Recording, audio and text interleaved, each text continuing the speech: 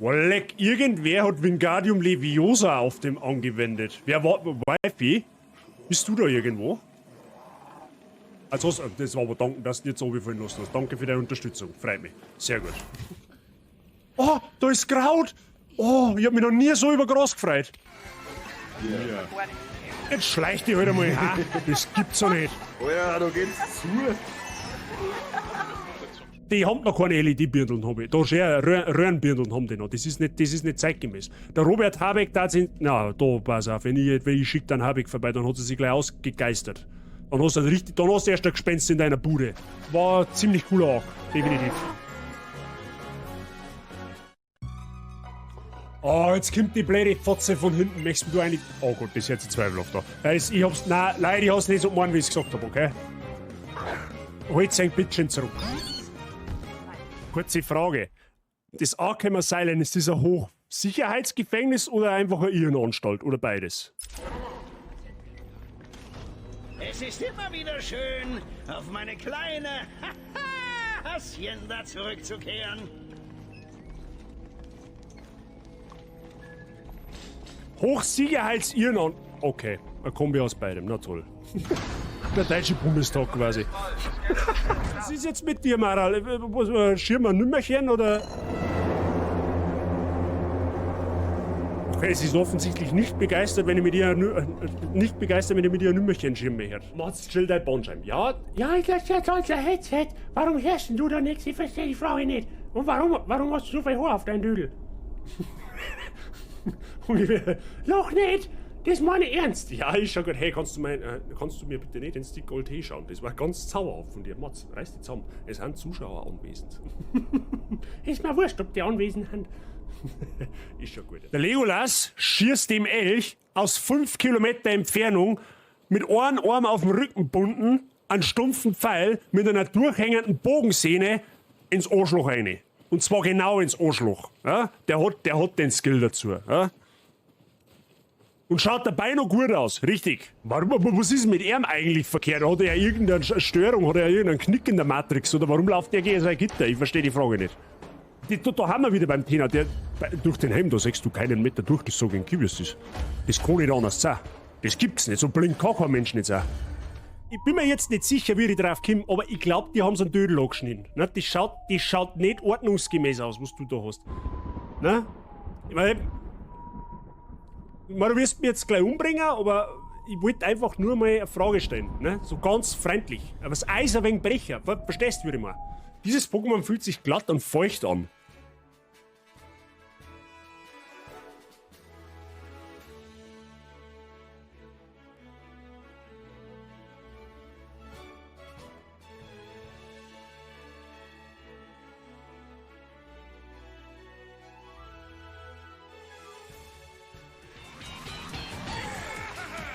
Ja, seh!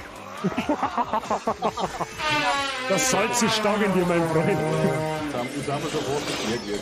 Schwarze in Elefantentanga und Nippelsternen. Let's go sich vor Lachen auf dem Boden wälzen. Batze in Elefantentanga und Nippelsternen. Jetzt wird's aber schon extrem. Also, ihr sollt nicht die Viewer einen Kopf bumsen mit deinen. Also, so ein Unrealismus. Jetzt mach nicht dir zur Grütze fix, ich red mit meinem Chat, du hast jetzt Pause. Zupfte. Ja, ist mir wurscht, scheiß auf Gegnerpräsenz. Okay, scheiß doch nicht auf Gegnerpräsenz. Okay, das war... Okay, da sollte man vielleicht nicht blindlings reinrennen. Ich war noch so jung. Du blöde Sau, du blöde.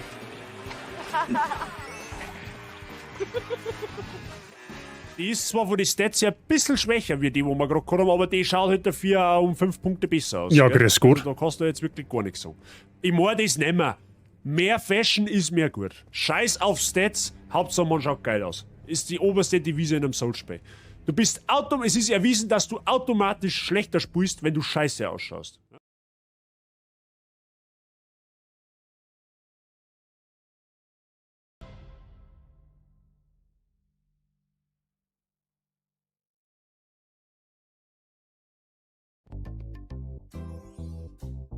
So, Grüß Gott benannt. Habe die Sabi, habe die Kaiser, servus Kattel, servus Weifi, grüß Gott benannt. Was ist denn da los? Ja, das weiß ich auch nicht so genau, wenn du mich fragst. Ja, das wird jetzt, Freunde der Sonne, das ist eine sehr spontane Geschichte jetzt, gell? Das ist aber hoffentlich klar. So, ich spoilert mich einmal selber. Wenn ich es selber spielen. Ja, ich bin tatsächlich, was das angeht, zu diesem Spiel noch relativ spoilerfrei. Alles, was ich gesehen habe, war aus der Gameplay-Demo, das, was ich ins Discord reingestellt habe. Mehr kenne ich von dem Spiel selber nicht. Ich war gestern ganz kurz in der Spätschicht beim Narias drin. Da war er aber gerade genau auf derselben Stelle, was halt in der Gameplay-Demo auch quasi zum Sehen ist. Aber mal schauen. Na, der Bärtige spielt halt auch noch. Ah ja, okay, ja gut. Ja, zauberhaft. Nein, also wie gesagt, es ist jetzt heute ein sehr spontaner Stream, der eigentlich mehr oder weniger sehr kurzfristig entstanden ist und der wird aber auch nicht allzu lang sein, weil der Mike nachher nur live geht und ich will mich mit dem Mike nicht reizen. Ja? Also das heißt, der Stream geht jetzt so lang, bis das der Mike live geht, aber maximal bis 20 Uhr, also länger nicht. Weil ich muss ja schließlich irgendwann auch noch was essen. Ja? Ich habe zwar heute sturmfrei, aber wie gesagt, aus Gründen der Kameradschaft will ich an Mike nicht in die Parade fahren. Ja? Deswegen ist der Stream halt relativ kurz. Ja, also ich vermute jetzt einmal so ungefähr Pi mal Daumen eine Stunde bis 1,5. Aber das gelangt, damit wir mal ins Spiel schauen können. So richtig krass, oder was heißt so richtig krass, so richtig einspeien oder so richtig Zeit nehmen wir uns dann am Sonntag dafür. Ja, da wird der Stream wieder ein bisschen länger, da werden es dann um die 4 Stunden werden, vermutlich. Ja? Ich kann auch bloß bis 8. Das passt absolut, weil länger wird es eh nicht. Ja? Auf keinen Fall. Es wird auf keinen Fall länger wie 8. Will mal was zum Essen machen. Ja, das ist ja, genau, ich los noch einen Flair antanzen. Ja? So schaut es nämlich heute aus. Brauche jetzt Ablenkung, Hirnspaghetti vom Steierscheiß. Du, dann deren wir da jetzt gar nicht lang umeinander, sondern verdrödelt mir jetzt nicht unfassbar viel Zeit. Normalerweise, ihr kennt es ja, moderieren wir ein wenig länger an, aber da jetzt heute der Stream sehr zeitlich begrenzt ist, verdrödelt man nicht unnötig davon. Ne? Und schauen wir uns einmal an, was die Geschichte dazu so zu bieten hat. Ja, ich habe vorher ganz kurz, heute Mittag einmal ganz kurz reingeschaut, ob es so weit läuft, wie es laufen soll. Schaut ihm gut aus. Ja, ich habe einmal einen Charakter erstellt, aber sonst schon nichts auch. Einfach nur mal so das typische Einstellungszeigler. Ne? Ihr kennt ja die ganze Chance. Ist ja nichts Neues. So, und jetzt schauen wir mal, was das Ganze kann. Ihr müsst es mir halt dann bitte schön sagen.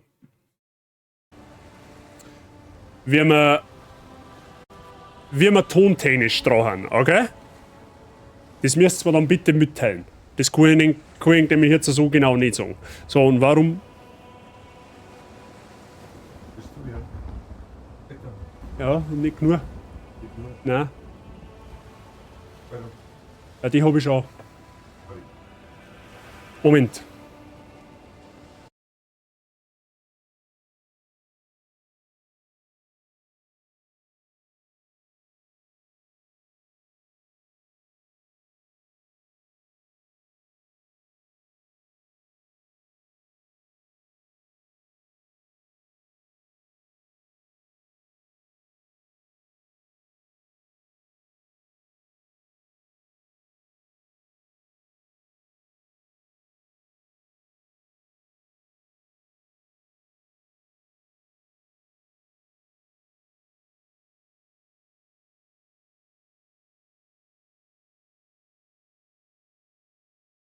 Okay.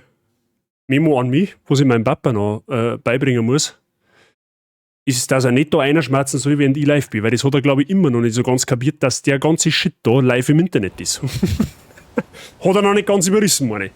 Aber gut. So, Freunde der Sonne. Jetzt schauen wir aber da mal, was da los ist. Wir machen jetzt auf alle Fälle einen neuen Charakter. Neuen Charakter erstellen. So fangen wir nämlich an. Müssen wir es einmal sagen. Er wollte gerade da umrennen, aber dann habe ich ihm gesagt, du unterlass das, weil sonst bist du im Internet zum Sehen. So, es gibt ein sehr hüftbetontes Weiblein und einen sehr brustbetonten oder armbetontes Männlein. Wir nehmen jetzt mal das armbetonte Männlein, hätte ich fast gesagt. Ja, ich habe da schon so ein bisschen vorgelunzt, der schaut ein bisschen aus, wie wenn er 2 Falten hätte. Ich nehme jetzt einfach mal das. Ja, mir ist es aber sowieso klar. Hier sind wir der Bazi. Ja, ich glaube, das passt ja dann schon mal. So. Ja, Gesicht können wir.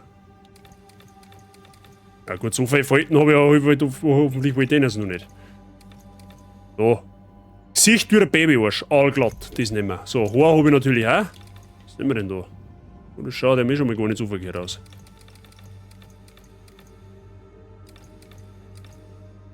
Schaut auch nicht verkehrt aus, da gefällt mir das erste fast besser. Ah, das nehmen wir. Blond bin ich zwar nicht. Ah, nehmen wir das. Ah ja, perfekt. Können wir uns auch einen Gandalf machen, wenn es war. Aber da ja eigentlich auch keinen vom Bord nicht hab, so auf die Art. Ich komme mal vorbei, wenn du streamst und ja, genau. So. Ja, da gibt es jetzt eh nicht sonderlich viel. Ne? Also der Charakter. Die Charaktereinstellungen, die haben jetzt so ein bisschen sehr einfach gehalten. Okay. Aber. Ne? So, was haben wir jetzt so? Wähle ein Reich. Betritt ein Reich, das auf dich wartet. Achso, ich darf das benennen, oder was? Ja, das nennen wir Geschubsthausen, da die fast sagen, oder? Geschubsthausen. Wer das passt, dem dann schon. Der schaut aus, als wäre er der Profi im ja, genau, so ungefähr. Geschubsthausen, meine. Passt dann schon. Was haben wir da? Willkommen, ja, das ist. Passt schon. Intro, Freunde der Sonne. Glaube ich. Haben wir ein Intro? Ich glaube, wir haben ein Intro. When I was a child, Oh, ich schalte meine Kamera aus. Amgard told me stories.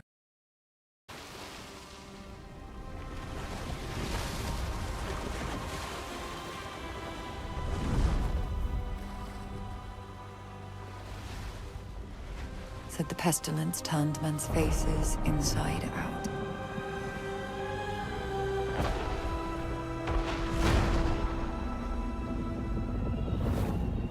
Made them grow limbs where none should be. But the world was nearly lost in its wake.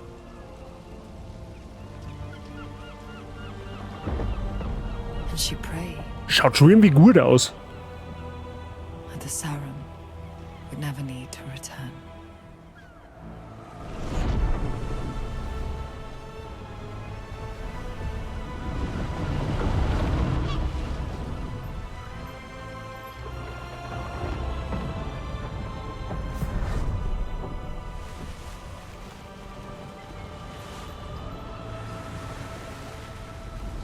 Seh nun mal vor bei dir. We should turn back while we still can. It's an island. Not a fairy tale. This is a fool's errand. There's no sum worth bringing the likes of them to shore.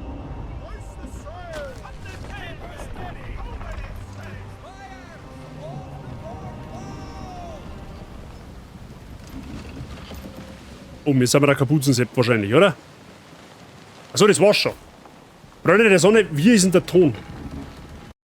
Wie ist denn der Ton und das Beidel? Ich hoffe, das passt euch. Also laut OBS sollte das funktionieren. Aha, wir haben also den Haum da. Okay, ja, perfekt. Jetzt müssen wir da mal schauen. Aha, so weicht man aus. Aha. Gibt es noch Gesten? Okay. Aha, da unten habe ich ein Schnellmenü. Das seht ihr jetzt ihr nicht, weil ich da davor sitze. Aha, so haut man zu. Der Kreis da ist wahrscheinlich meine Ausdauerleisten. Never thought I'd see a set of one. Ah, und so laufe ich, okay. Wer habe ich die? Wie gesagt, bitte mal kurz Rückmeldung machen, was Bild und Ton angeht. Game ist mega, heute Nacht schon 6 Stunden eingezockt. Ja, ich bin auch sehr gespannt auf das Game. Wir machen zwar heute einen sehr kurzen Stream, maximal bis 8 Uhr, aber am Sonntag werden wir ihm da dick 4,5 Stunden reinwerkeln in das Viech. Nimmst du uns mit im Boot, Mann? Passt schon, wir sitzen schon im Schiff. Da kann schon nicht mehr viel passieren. Du kannst sprinten, indem du A gedrückt hältst. And the rumors must be true. Not sure what you're hoping to find on a shithole like Sakura. Strutting about. Okay. Also optisch macht schon was her, gell? Und jetzt haben wir noch nichts gesehen davon. Walking filth. Ultra no good will come of this. Aber wo sie jetzt da soll, ich weiß jetzt auch gar nicht. wants a word with you up above. Drück jetzt. Wo soll ich drücken? Was soll ich drücken zum Sprayen? Don't mind the Ah. others. It's just their way. You Das go Schiffsjunge speak with the Wort. captain and I'll check on your quarters. Hey, du hast da Zahnluckern. Ich weiß nicht, ob dir das schon mal wer gesagt hat. Kann man da aufsteigen? Ah ja, da gibt es bestimmt irgendeinen versteckten Loot, oder? Oder ist das der Kapitän da? Hey, du bist du der Capo? You put the men on edge, Saren. Tatsächlich. We've trafficked in people before, but, well, I won't be sorry to be out of these waters. With you off my ship. Okay, wir sind scheinbar irgendwas Besonderes. Irgendein. Moment einmal, meine Kamera ist da auch ein bisschen suboptimal, merke ich es gerade, oder? Ich glaube, ich schieb mir jetzt einfach einmal, keine Ahnung, wo soll ich denn hin? Ich schieb mir jetzt einfach mal da auf. Das wird dann schon passen. Hoffe ich. Glaube ich, denke ich.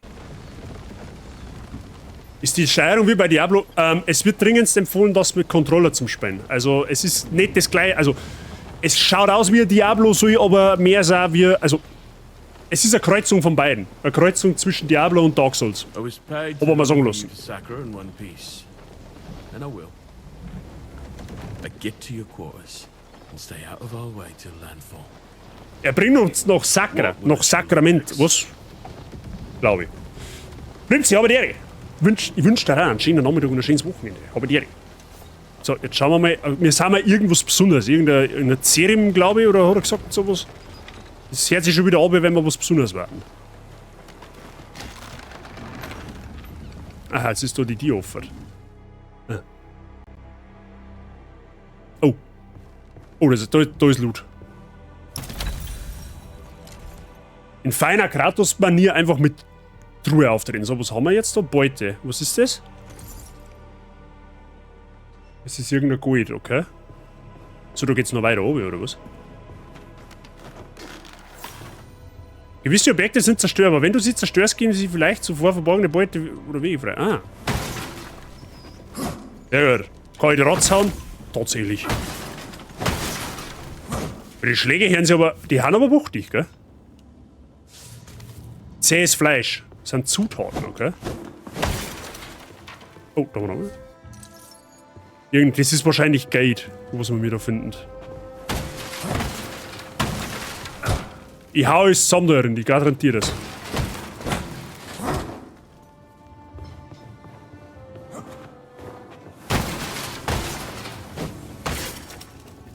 Aha. Ich sag schon, wir schlagen mal irgendwann gnadenlos in der Pulverfassel rein und dann fliegen wir gnadenlos in die Luft. I got it all planned out. Oh, ist das ein Schmied da runter, oder was?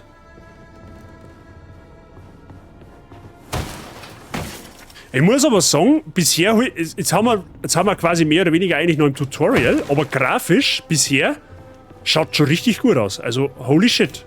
Der Stil gefällt mir bisher. Geh nach unten in deine Kabine und ruh dich für den Rest der Nacht aus. Ich mag mich nicht ausruhen, ich mag das Schiff aufhaxen, so schaut's aus. Stell dir was beim Flair, du Anfänger. So, da gehst du her. Kampfcookie, hab ich dir, grüß dich gut. Der stört mich jetzt schon wieder. Ich hab keine Zeit nicht. Ich muss zocken. So, oh, da war's. Was ist das? Oh, Schwammerl. Sehr gut, ein Schwammerl. Mehr Schwammerl hand mir gut aus, du hast da an die Fiers. Dann war's nicht so gut. Aber okay. Gut, wir müssen nach unten. Schauen wir mal. Oh, oh. Passt soweit? Sehr schön, das hört man gern. Bei mir auch. Gerade ein bisschen abgehetzt, aber das kriegen wir eben schon. Schaut, dass die Steuerung für den Controller ist, sonst war's was für mich. Du, also bisher, ich kann da sagen, die Steuerung ist sehr, sehr einfach. Das ist sehr, sehr einfach gehalten. Also absolut kein Stress bisher, Wi-Fi. Ich kann da dann noch kurz vor Ende des Streams, wenn wir das Zocken aufhören, kann da ein bisschen einen Eindruck geben, wie es wirklich ausschaut. Aber so der erste Eindruck von der Steuerung ist sehr, sehr simpel. Nicht dramatisch. Also jetzt nicht die Souls-like-Steuerung. Auf keinen Fall. Wieder Gold. Es gibt da scheinbar nur eine Angriffstasten. Bisher.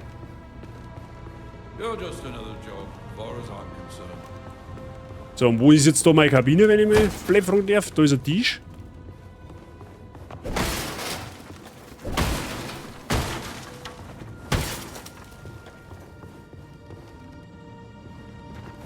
Ist das meine Kabine, oder was? Das ist aber eine traurige Anstalt, wenn du mich fragst.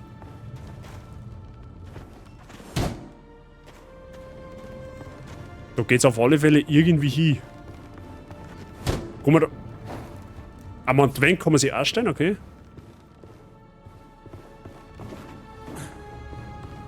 Ach, da oben, jetzt sehe ich gerade im Inventar unten links ist der Schwammerl oben. Das sind quasi Schnellobjekte. Also soll ich jetzt da wieder aufsteigen oder was? Oh, I fixed up your bed myself. Real nice like. Don't fret if you can't sleep.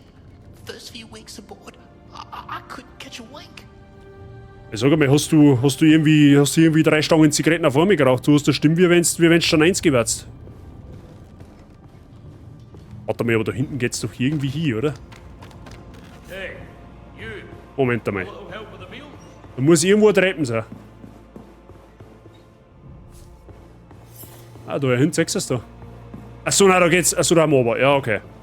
Oder warte mal, komm mal. Ah, achso, nein, das ist Schleichen. Ja, gut, okay.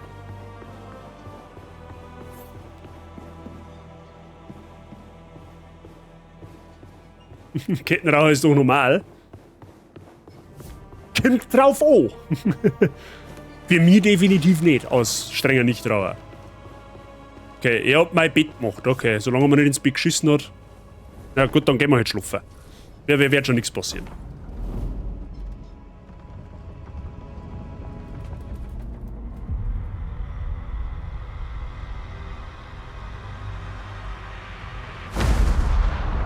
Oh. Hat uns jetzt ein Kraken angegriffen, oder was?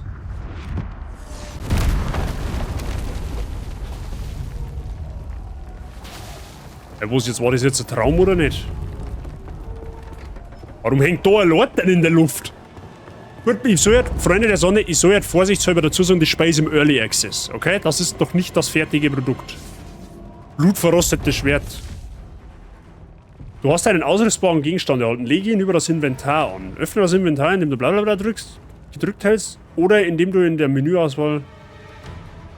Okay. Ach du schau her. Dein Inventar besteht aus Reitern. Was? Ausrüstung, Verbrauch... Ja, herzlichen Glückwunsch. Ach so, okay, ja, Moment damit. Da haben Waffen, da haben scheinbar Schilde. Das ist meine Rüstung.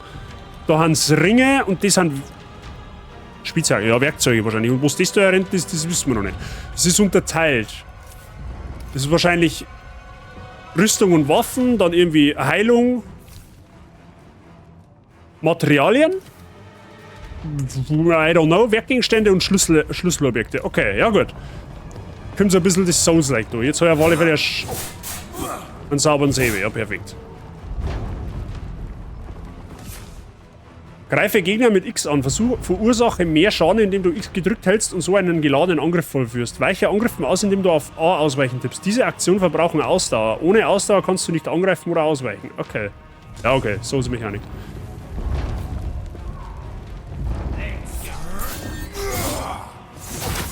Ja, perfekt. Ja, schon mit den ersten Schlag schon mit dezent ins Nichts gesetzt.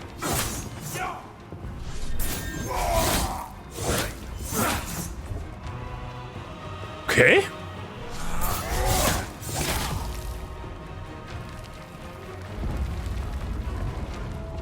Okay, macht Bock auf alle Fälle. Was haben wir jetzt so heute dabei? Wildschädel oder was? Tatsächlich.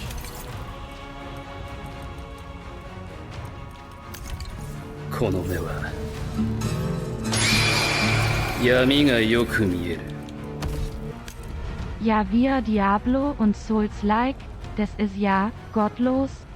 Nudel 247 Reaperlove. Es ist tatsächlich wirklich gottlos. Mr. Price, wer dir wieder ein Resub im 29. Monat. Danke dir für deinen Support. Weiterhin willkommen in der Basis. Viel Spaß mit den Emotes.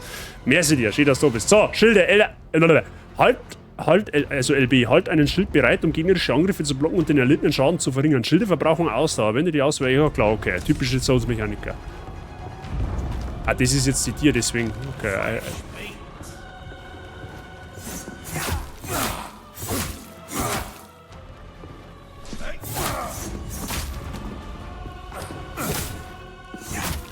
Okay, was auf alle Fälle für mich als Souls-Spieler gleich ungewohnt ist, das ist die Sicht jetzt von oben. Normalerweise hast du ja einen Souls-like die Gegner direkt vor dir. Du stehst quasi, ja, das ist quasi eine Third-Person-Ansicht. Das jetzt ist halt quasi eine Draufsicht. Das ist mit dem Timing jetzt für mich natürlich ganz was Nice, ne? Okay. Die Frage ist, warum Wird unser Schiff angegriffen. Wahrscheinlich wegen uns, weil wir was besonders sind. Sprinte von Oberfläche oder Kanten, um zu springen und kleine Abgründe zu überqueren, okay? Okay, der springt automatisch dann. Okay, alles klar.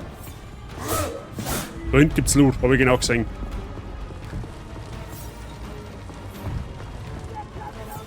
Nähere dich an der Wand neben der Tür und drücke Y an der Wand entlang. Wo, an der da oder was? Ah, jetzt.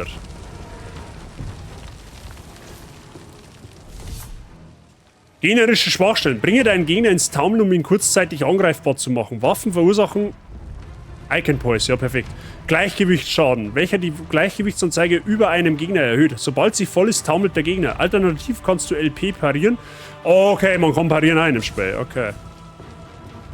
Hey, sie.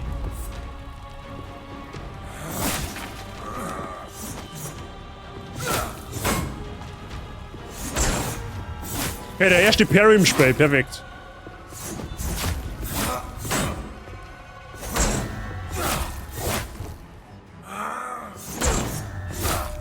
Oh, ich bin so gut, Alter. Kleine Ausdauerfiole, ja, herzlichen Glückwunsch. Du hast einen Schnellauswahlgegenstand erhalten. Schnellauswahlgegenstände bieten eine Reihe an nützlichen Buffs. Schnellauswahl nach unten Gegenstand nutzen. Oh, du, da nimm mir mal ein Messer. Schlüsselquartiere des Kapitäns. Mal auf den Wumms.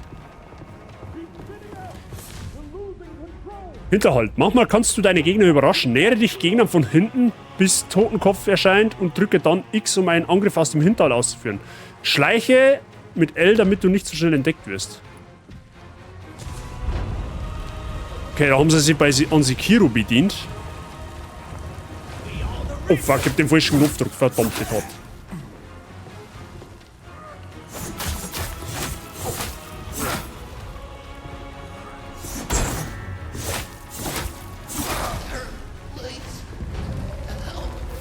Da ist ja mal ein Schwammer, Leute, damit nichts passiert. Birgit, habe ich Ehre. Pilze mit Krabbenfüllung. Es gibt einen Schwammerl mit Krabbenfüllung. Du hast Nahrung erhalten. Der Verzehr von Nahrung stellt normalerweise Gesundheit wieder her, aber einige gewähren stattdessen manchmal vorübergehende Buffs. Oh, okay, ja, gut, nett zu know. Selbstverständlich, ich hoffe bei dir auch. Klein immer beim Fressler, passt schon. Beim Erklimmen von Gebilden wie Ranken wird Ausdauer verbraucht. Falls die Ausdauer während des Klettern komplett verbraucht wird, fällst du herab.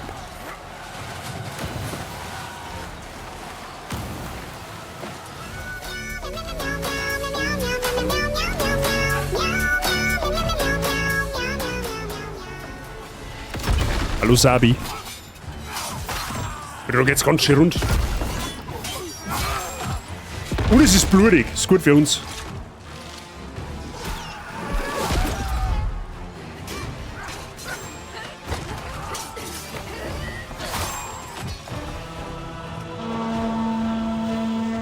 Das Horn Gondors! Show these mainlanders that Sakra is our island! Ach du Scheiße.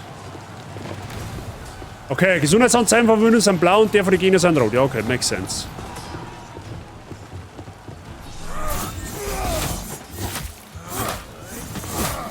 Oh, 2 Ohren. Ich hab schon kleiner nicht geschlagen, da braucht's den gar nicht wieder.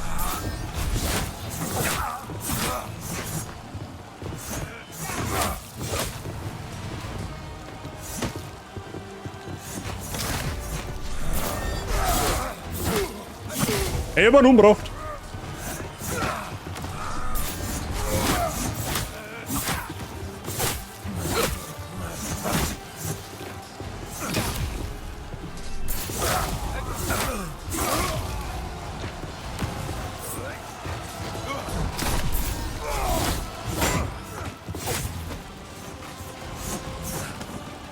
Oha.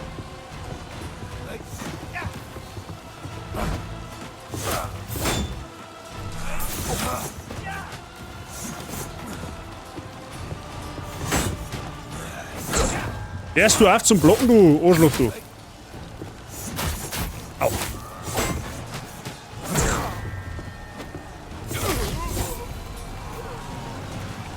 Du, dann nehmen wir mal da. So, wie geht's jetzt da weiter? Also. Geht's zum. Achso. Okay. Da her.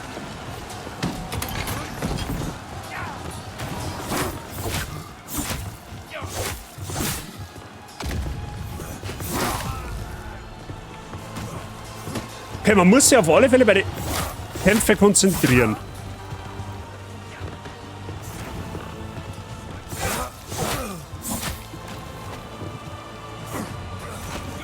Okay, da reicht eine Ohrrolle.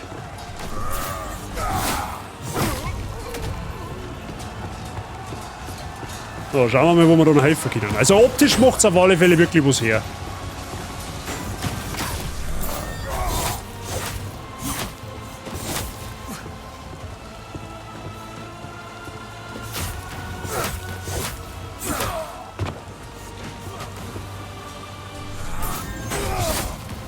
Kann ich die anzünden?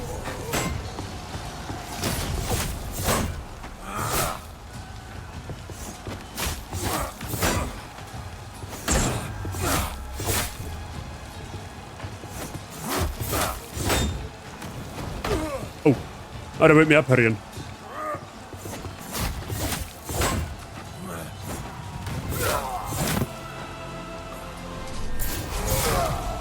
Okay.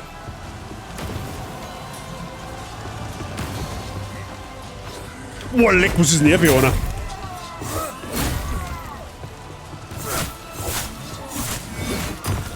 Alter, fucking Rüstung.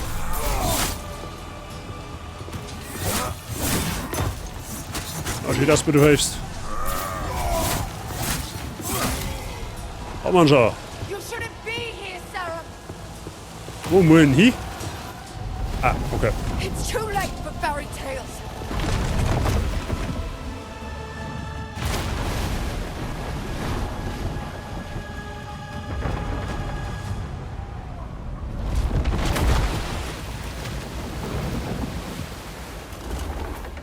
It's too late for any of us.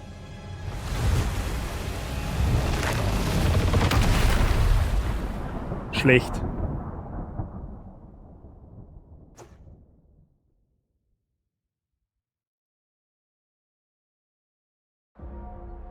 Oh. Es schaut schon gut aus, gell? Man kann es wohl im Koop spielen, Wifi. Ich habe mich noch nicht genau befasst, aber man kann es wohl im Koop spielen.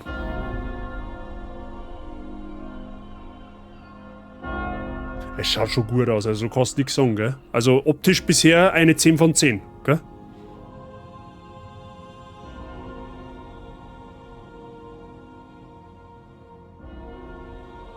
Das schaut aus, wie wenn der Hieber.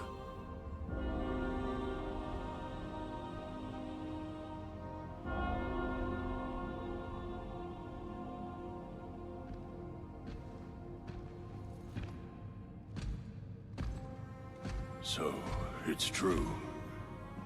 The king is dead. Long live the king.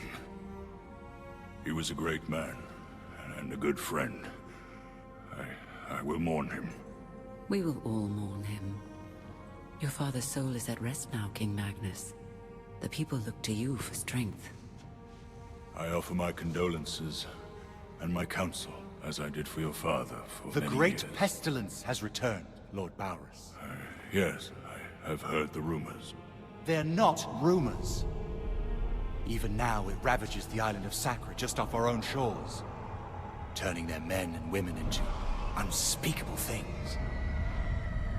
The pestilence is a punishment upon those who have lost their faith. Is it now? How convenient. You question the church? You're not the church, Madrigal. You're just the tip of its spear. Enough. Whatever the cause of this sickness, I cannot allow it to spread. My father has been weak for many years. I will begin my reign doing what he could not. My king, you are grieving. I must recommend against any... It's already done. Tomorrow, Madrigal Celine and her Inquisition will set sail for Sacra. I promise we will cleanse the island of this wickedness. Our new king's faith in the church is well placed. Our king's faith was never in question. Ellsworth is a strong ruler, Your Grace. Sacra will recover. No. Sacra will be reborn. Warum hat immer Kirche ihre Finger im Spiel? Ich versteh's nicht. My responsibility to the kingdom. With God's hands, we will reach into every corner of the island and bring it like a newborn babe, screaming into the light.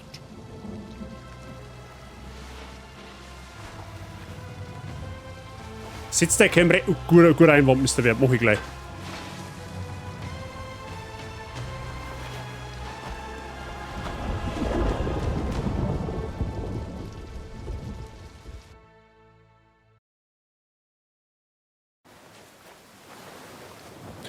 Okay, wir haben jetzt.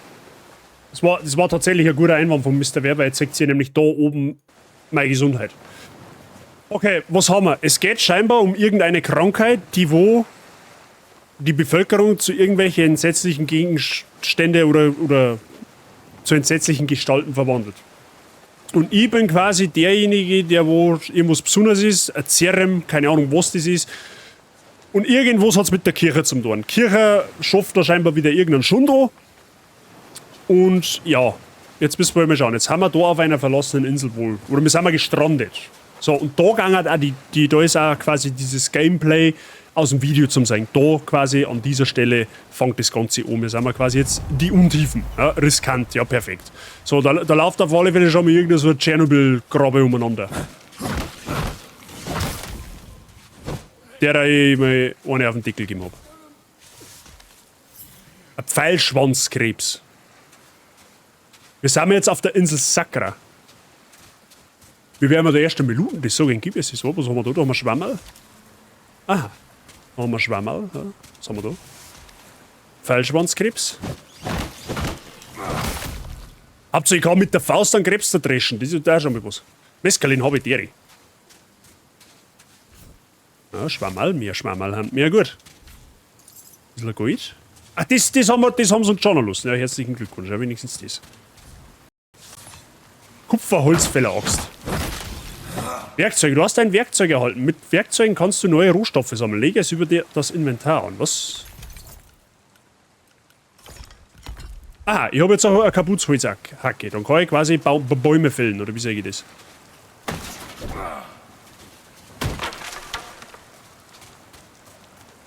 Warte mal. Okay. Was drücke? Um zu schleichen. Okay. Ja, sie habe ich dir. Grüß dich gut. Schön, dass du hast. Oh, neues Game? Yes! Wir schauen jetzt mal bis spätestens 8. Mal in das Game und am Sonntag werden wir da richtig reinsuchteln. Da haben wir irgendein Kraut. Eine Beifußwurzel. Ich nehme eine Beifußwurzel. Kann ich schwimmen in dem Spiel? Ah, ich kann sogar schwimmen, okay. Jetzt schon mal, man kann durch den Wasserfall durchgehen. Ja? Mehr Hacke, mehr gut. Genauso sehe ich das auch. Alter, wo geht's denn da hin? Oh, da ist ein Lauter. Schurkenhandschuhe. Oh, das ist quasi gut für uns. Ach, wir haben unten, ganz unten, also unterhalb von dem Hacke, sehen wir auf alle Fälle, wie leicht wir bekleidet haben, sprich, wie leicht wir ausweichen können. Ja, genau. Und jedes Stück Ausrüstung wirkt sich natürlich auf unser Gewicht aus. Ja, ist logisch. Ne? Typische Souls-Mechanik.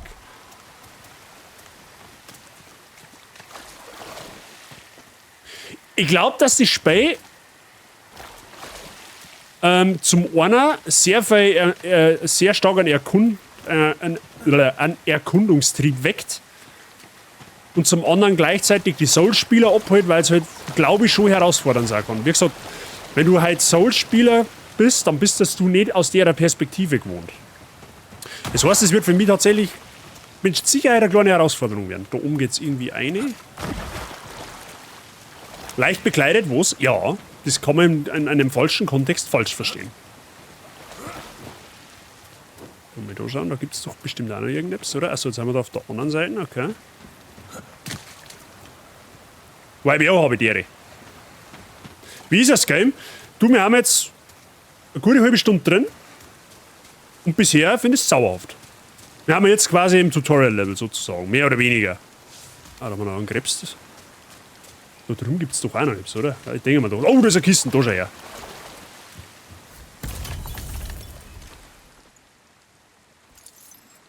Waffenbruchstück zur Herstellung und Verbesserung von Waffen und ein Kupfererz. Ja? Ah, passt, das nehmen wir mal so. So, noch weiter. Da geht's natürlich noch weiter. Hinter dem Wasserfall geht's her, ich hab's genau gesehen. Okay, Secret. Alles nehmen, okay. Rüstungsbruchstück, kleine Fokusfühle und Steinhauerring. Was ist der Steinhauerring? Haben wir schon einen Ring gefunden, da geht's her. Was machen die überhaupt? Erhöht die Rüstungsstärke des Trägers für eine bessere Verteidigung. Top. Was ich auch mitgekriegt habe, ist, der Drop von den ganzen Loot ist immer random. Also es kann sein, dass du im Early Game Gebiet wohl richtig starke Sachen kriegst. Kann halt aber auch passieren, dass du richtigen Scheiß kriegst. Also es soll wohl richtig random sein, damit jedes Spielerlebnis immer anders ist. Und das ist zauberhaft. Das fördert den Wiederspielwert des Spiels. Ne? Ja, wie geht's da? Abgesehen, fragt mich nicht. Random Sub kriegt, aber schaut cute aus. Achso. Oh, da haben wir was. Da ist doch. Ich glaube, wir sind mal insgeheim der Kratos im Cosplay. Im Bettler-Cosplay, oder? Das ist einfach mal eine komplette Holzwand eindroschen. Kleine Fokushülle, Rüstungsbruchstück, gefallene Glut. Ja. Was auch immer das zeigt, was es ist, das kann jetzt, was ist gefallene Glut. Ein glimmerndes Fragment unbekannter Herkunft. Herzlichen Glückwunsch. Hätte mir jetzt auch Spuren gehen.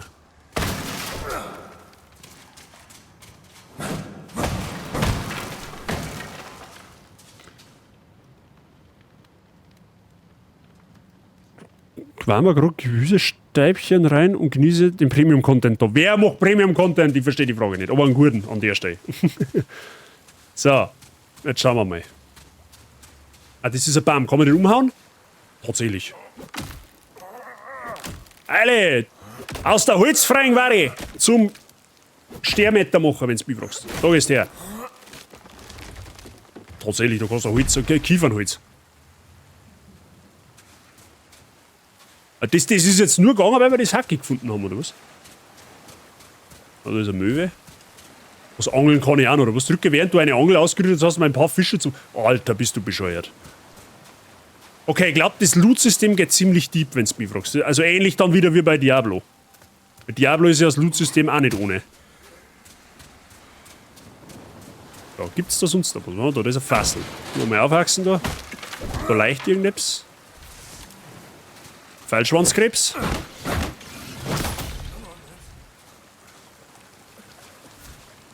Aha, da hinten noch eine Quest. Also wie gesagt, optisch, oh, dann Schwammerl, das nehmen wir mit. Absolut zauberhaft. Und von der Steuerung her kann ich absolut nicht meckern bisher. Okay, dann gehen wir wieder mit zu dem... Oh, da war Loot. Da ist der Pfeilschwanzkrebs. Perfekt. I knew it. Should have never brought you on board. Du schaust nicht mehr gut aus. You'll never make it to Sacrament from here. Okay, Moment, wir fassen mal zusammen. Wir sind auf der Insel Sakra und die Stadt, wo wir vorher in der Cutscene gesehen haben, heißt wohl Sakrament. This coast is crawling, if there is any. Oh. The waves. Can you feel them, Father? We're back at sea. Ja, ich glaube, du hast das hinter dir. Sakrament. Der Schiffskapitän meinte, wir sollen versuchen, zur Stadt Sakrament zu gelangen. Er warnte uns jedoch, dass auf dem Weg mehr der Räuber lauern könnten, die unser Schiff angegriffen haben. Sakrahiten. Ja, sag, du kannst das... Ach, wir haben eine Map. Okay. Wir haben jetzt da. Und wir sollen quasi da hinter. Sakrament. Questlog anzeigen. Aha. Okay, vergrößern, verkleinern.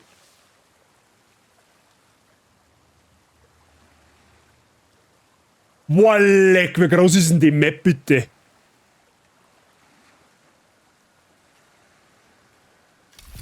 Okay, ich glaube, das Spiel geht eine Zeit. Nebel des Krieges. Die Karte zeigt einen Weg durch Isola. Wo sie jetzt? Wir haben auf Sacra. Allerdings verändert sich die Welt unaufhörlich, also wird dieser Weg mit der Zeit verblassen. Besuche diese verschleierten Regionen erneut, um neue Gefahren und Beute zu... Respekt.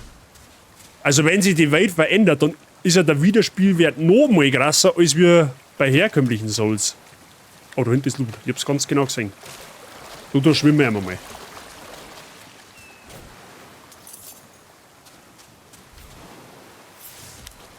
Oh, da, warte mal, wie ist das gegangen da?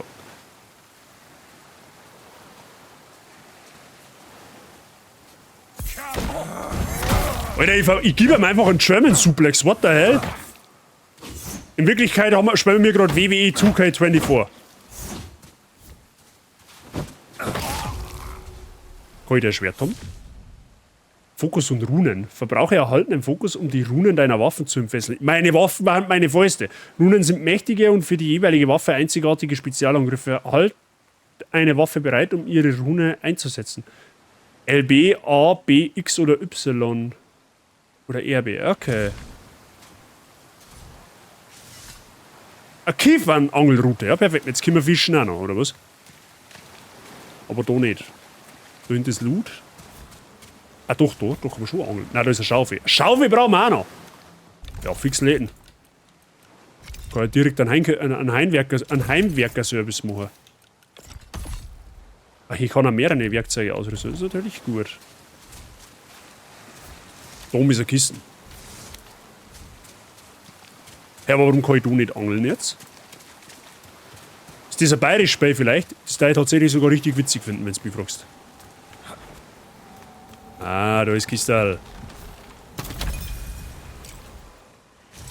Nochmal ist mit. Da drin leicht irgendetwas. Ah, da schau her. Flüstern. Beim Flüstern der Zerem kannst du dich ausruhen und deinen Fortschritt speichern. Sollte dich der Tod ereilen, so verlieren deine Gegenstände an Haltbarkeit. Du wirst aber beim letzten von dir besuchten Flüstern erneut... Okay, das ist Pendant zu den Leuchtfeuer, alles klar.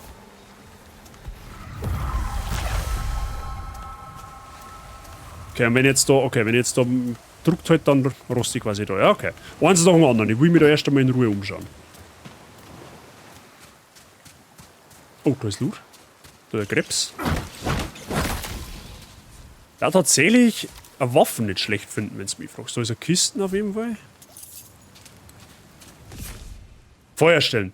An Feuerstellen kannst du mit erhaltenen Rohstoffen Mahlzeiten zubereiten. Jede Mahlzeit bietet unterschiedliche Effekte. Die meisten regenerieren Gesundheit, aber einige verleihen dir auch vorübergehende Statuseffekte. Halte immer die Augen offen nach Rezepten und um eine noch größere Vielfalt an Mahlzeiten zu zaubern.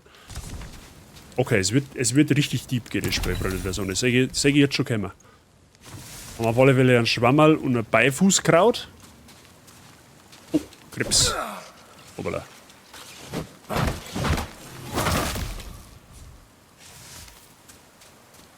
So, da, wo ist denn... Ah, blutverrostete Schwert. Ja, herzlichen Glückwunsch. Das ist ja immerhin etwas. Lieber mit Schwert als mit...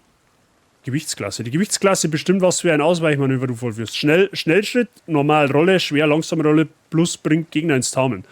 Kann quasi einen Gegner anrollen, also umrollen so. Aha, da ist der Kapo, okay. Dann geht's quasi da weiter. Und man verbraucht wohl keine Ausdauer, wenn man rennt. Zumindest solange kein Gegner in der Nähe ist. Oh, ein Opfer. Da kann man auf. Da hinten ist auch eine Kiste. Und da ist auch eine.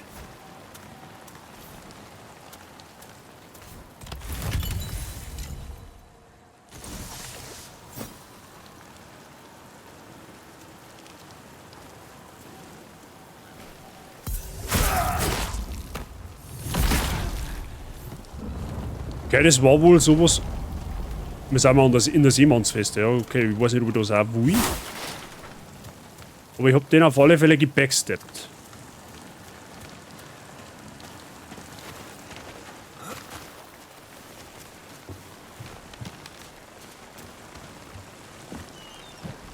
Soundkulisse gefällt mir auch außerordentlich gut. So, was war jetzt mit Lagerfeuer?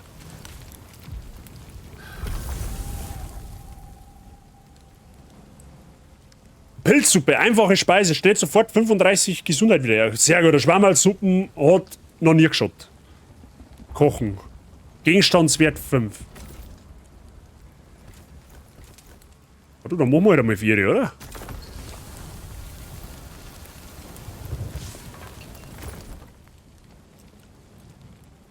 Oh gut, mehr Rezepte habe ich quasi noch nicht. Loot, ja. Achso, kann man den Gegner auch noch looten. Moment, so jetzt gar nicht geschaut, ob der Loot fallen lassen hat.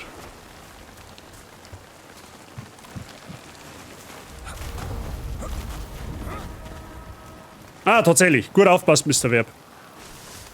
Zwar nur ein Kraut, aber besser ist nichts.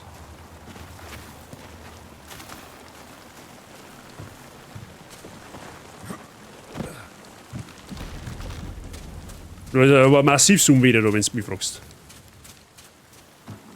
Aber wo geht's da hin?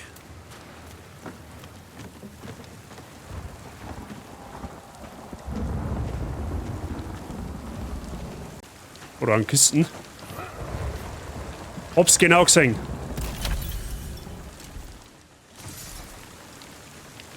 Okay. Und das auch Kisten. Boah, leck, ich werd so Bock haben, die Welt zu erkunden. Ich sag's euch, wie es ist. Ein Klingenöl. Was ist das? Erfahrungstrank. Erhalte sofort 50 Erfahrung. Okay, das ist quasi...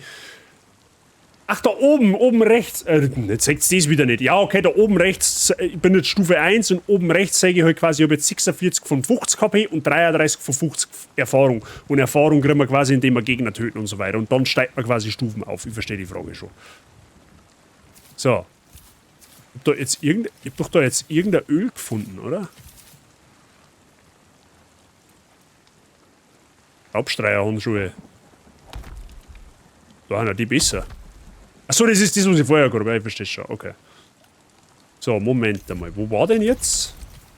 Wo war denn das Klingenöl jetzt? Ach da. Bei der Anwendung auf die Waffe verursachen deine Angriffe zusätzlich physischen Schaden. Okay. Da ist ein Lord da, wo wir nicht aufgekommen. Noch nicht.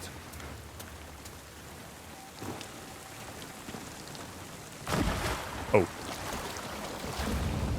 Bin ja ins Wasser gefallen. Schande über mein Haupt. So, da waren wir noch einen Turm gehabt, den wollen wir auch noch mal genauer anschauen. Da kann man jetzt doch bestimmt irgendwie rosten oder so.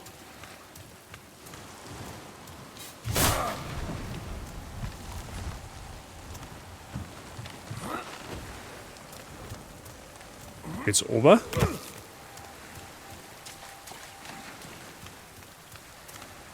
Ah, okay. Es hat so ausgeschaut, wie wenn es da Secret gab hat.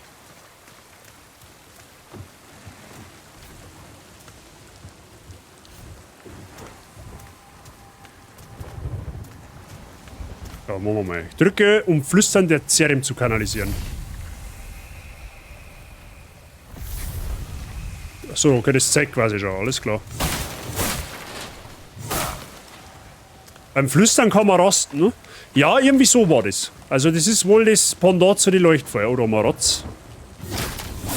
Berichtigung, da war Rotz. Zähes Fleisch und ein Schwammerl.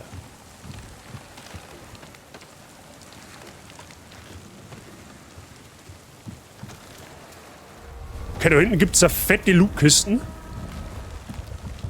Da kommen wir auch noch auf. Da hinten gibt es auch noch Loot.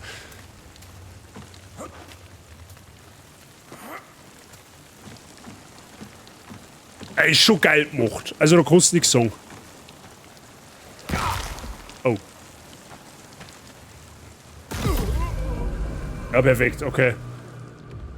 Man kann Kamera übrigens nicht dran. Haben wir jetzt gerade schmerzhaft festgestellt.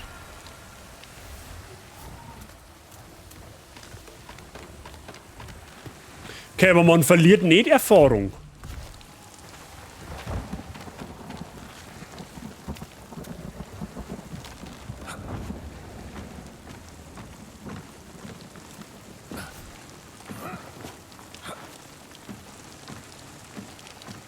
So, wollen wir nochmal probieren.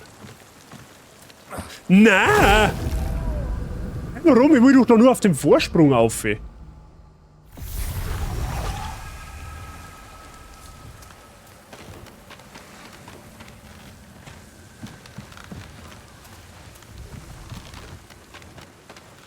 Aber der Y-Zeig verliert Haltbarkeit. Ja, das habe ich auch gerade festgestellt.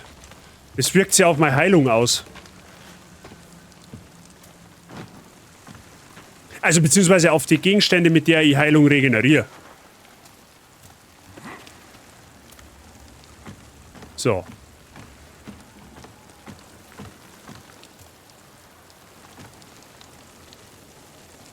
So, warum geht er da jetzt nicht auf? Jetzt halt. Super, für 2 Münzen jetzt zweimal sterben müssen. Herzlichen Glückwunsch, Mr. Basi. Das haben sie sehr sauber aufgelöst. Das war aber jetzt nicht so Soul-Spieler-like. So, was ist jetzt da für ein Zipfeladam dahinter? Oh, das ist ein dicker.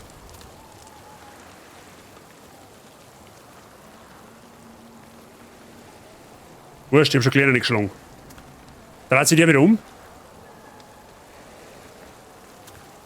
Ja, tatsächlich.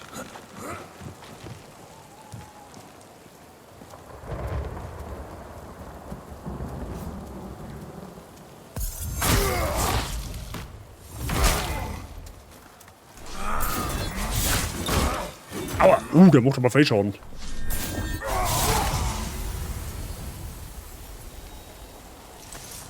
Schrottbombe und Löcherhut des Anzünders. Was? Stufenaufstieg. Du bist eine Stufe aufgestiegen. Bei jedem Stufenaufstieg erhältst du 3 Fertigkeitspunkte. Verteile deine Fertigkeitspunkte, indem du die Menüauswahl öffnest und das Wertemenü auswählst. Werte? Also ich sag's halt ganz ehrlich, am Anfang werden wir überhaupt keine Ahnung, was für ein Bild wir uns mal machen. Aber ich glaube, dass es am Anfang überhaupt nicht verkehrt ist. Jetzt schauen wir erstmal, was gibt es überhaupt? Es gibt Gesundheit, es gibt Ausdauer, klar. Es gibt ein Stärkebild, es gibt ein Geschicklichkeitsbild. Es gibt wohl auch Magie. Fokus und Ausrüstungslast. Aha, ich kann... Aha, okay. Ja gut, dann werden wir uns wahrscheinlich... Also jetzt am Anfang werden wir auf alle Fälle mal auf Gesundheit und Ausdauer gehen. Das ist, glaube ich, am Anfang mal das Allerwichtigste. Dass wir da mal einen gewissen Grundstock haben. Und dann können wir schauen, in was für ein Bild das wir skillen. Ob man jetzt eher ein Tanky-Bild macht mit schwerer Waffen oder ob man eher ein Dex-Bild macht, also sprich mit Geschicklichkeit, Schnellwaffen, dafür aber weniger Gesundheit. Müssen wir mal schauen. Am Anfang empfiehlt sich meistens eher der Tank-Bild.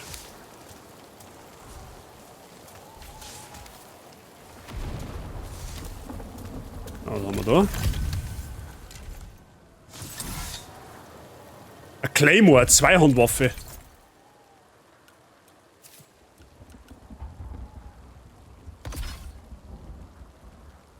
Leck, was ist denn das für Prügel? Okay, die ist sau langsam, die Waffen. Aber ich glaube, die macht auch dafür entsprechend viel Wumms. Müssen wir mal schauen. Ah, da ist jetzt auch wieder die Lorten, die können wir nicht auf. Okay, alles klar. Kann ich eigentlich 2 Waffen ausrüsten? Müsste doch eigentlich gehen, oder? Oder geht das nicht? Es geht bestimmt irgendwie, dass du zwei Waffen ausrüsten kannst und dann zwischen 2 Waffen wechselst. Das geht bestimmt irgendwie. Werden wir noch herausfinden. Aber ich sag's Ihnen ganz ehrlich, ich glaube, ich bin eher so der Typ von der... Jetzt probieren wir es einfach einmal. Mehr wie ein Schiff geht auch nicht. Ich weiß zwar ein wenig zweifelhaft, dass der mit so einer fetten Waffe so weit springen kann, aber okay. Wie in Code Vein von der Größe her. Gut, bei Code Vein weiß ich es jetzt nicht, aber man merkt schon deutlich, sie haben sie da, kann man das auch mal, sie haben sie da bei anderen Spielen schon ein bisschen was erfolgreich abgeschaut bisher. Also da ist ein bisschen was von allem drin. Da ist ein bisschen was von Diablo drin, da ist ein bisschen was von Sekiro drin, da ist ein bisschen was von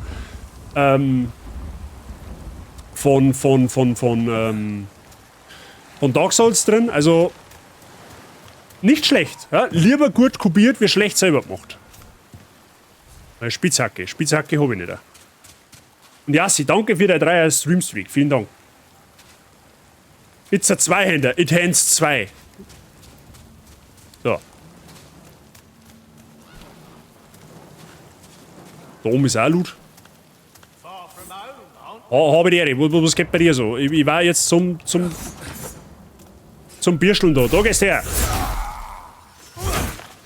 Gut, Range habe ich dafür gewaltige, gell? Das muss man...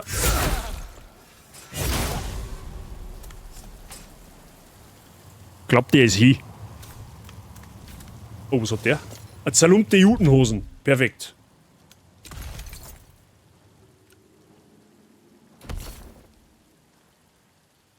Ja, Fashion über Stats, Freunde der Sonne. Was haben wir da? Das ist dieser Anschlag, glaube ich, oder was? Die Krieger werden fallen, aber wir nicht. Gebete werden auf taube Ohren stoßen, aber wir nicht. Rufe um Hilfe werden ungehört bleiben, aber wir nicht. Unsere Verbündeten werden fallen, aber wir nicht. Wir erheben uns. Die Frage ist, wer haben wir? Das war jetzt eigentlich mal die wichtigste Frage an der Stelle. Oh, kann man da hacken? Oh, tatsächlich, da können wir hacken. Da gehst her, Huckleberry Finn.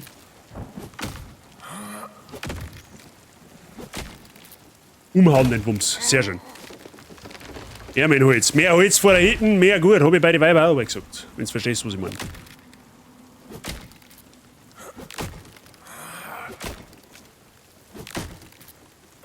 Da ist er. Du, ich meine, man gehört zwar, der wollte nicht, aber ich hau halt trotzdem alles zusammen. Ah ja, genau, habe ich die. Was ist... Aua!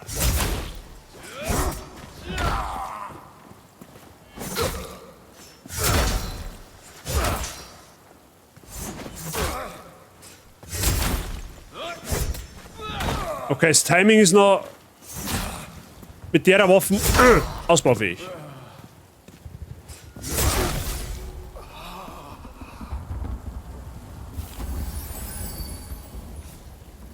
Okay, unsere Highlight-Items haben außerdem eine Abklingzeit. Ich sag's irgendwie, was ist, dann nehme ich lieber wieder das normale Schwert, das wendiger. Eine große Waffe hat zwar seine Vorteile, aber meistens hast du einen Nachteil.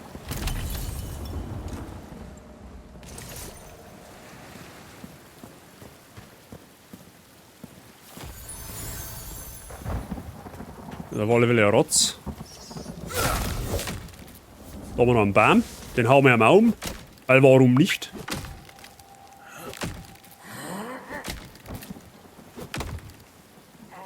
Weil es ist schon wieder fucking 347. Ich möchte mich da eigentlich verarschen.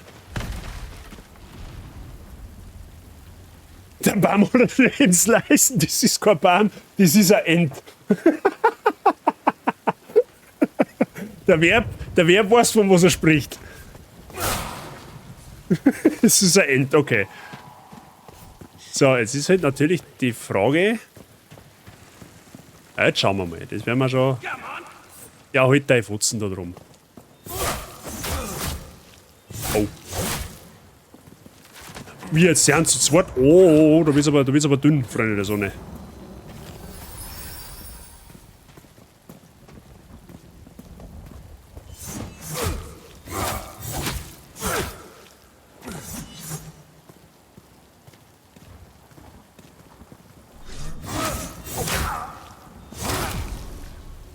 Ich habe mir also das dumpfe Gefühl, dass man mir. Warte mal, wo war denn das leicht? Das Lagerfeuer. Das Lagerfeuer war doch. Das war doch da irgendwo, oder? Da drin ist auch noch.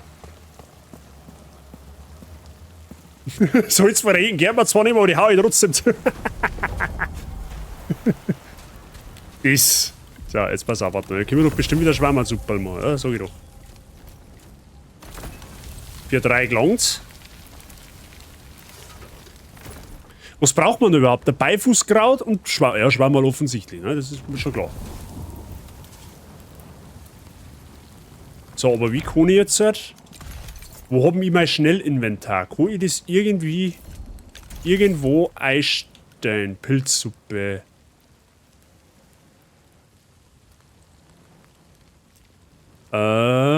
Verwenden, schließen, wegwerfen, anlegen, ablegen. Ah ja, so wird er schon wieder raus. Sechst du es da? So, ist 7 Stück von denen? Ah ja, schon, sechst du es da? Ja? Wird ihm schon. Man muss mir Eier steif wuchsen, ne? Das sei mir verziehen.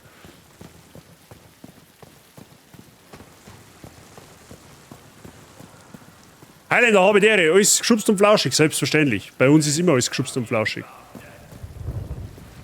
Wer sagt, da passt das zu mir? Oh, Beifußkraut, das brauchen wir für Schwammersuppen. Wo kommt denn der Pfeil jetzt her? Wo ist denn der Pfeil jetzt hergekommen? Moment einmal, da lurt irgendwer. Ich hab's genau gesehen. Aha! Du bist der ganz lustiger da hinter, Mann, ja? Au!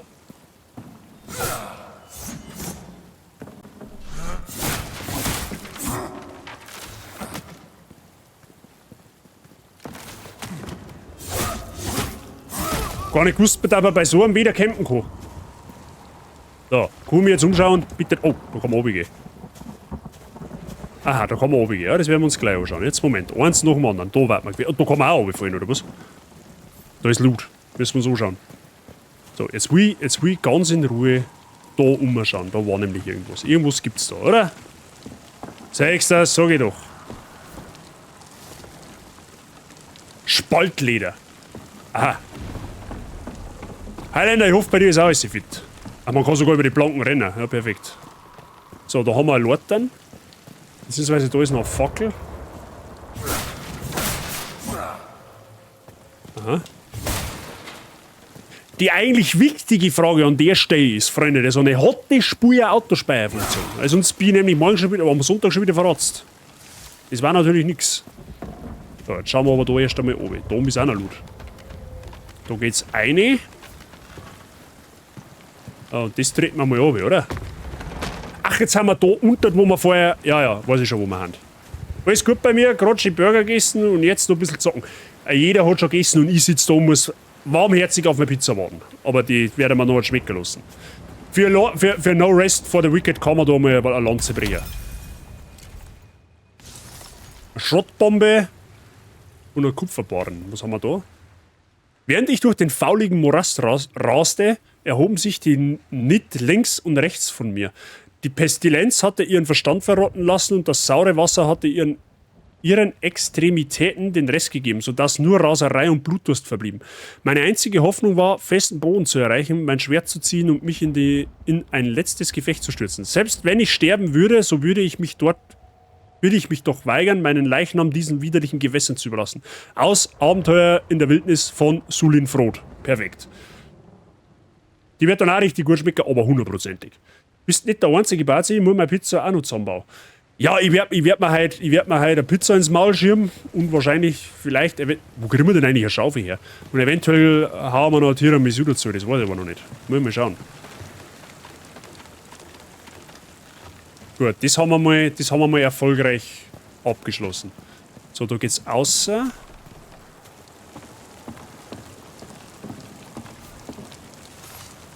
Eine Kupferspitzhacke. Ja, schau, jetzt haben wir schon eine Spitzhacke. Perfekt. Das haben wir doch da unten irgendwo brauchen können, oder? Spitzhacke. Oder? Komm, Spitzhacke brauchen. Ah, sag ich doch. Wenn wir erst einmal ausrüsten, den Aal. Okay, Werkzeuge wirken sie nicht auf mein Gewicht aus. Das ist ja schon mal noch was. Ich hab noch keinen Plan, was ich essen soll. Ja, der wird uns bestimmt, da werden wir bestimmt was finden. So, Spitzhacke. Eine Pickaxe. Was habe ich jetzt gefunden? Kupferspitzhacke. Hab ich doch ausgerüstet, oder nicht? Oh, jetzt halt. Spaghetti Aglio-Olio.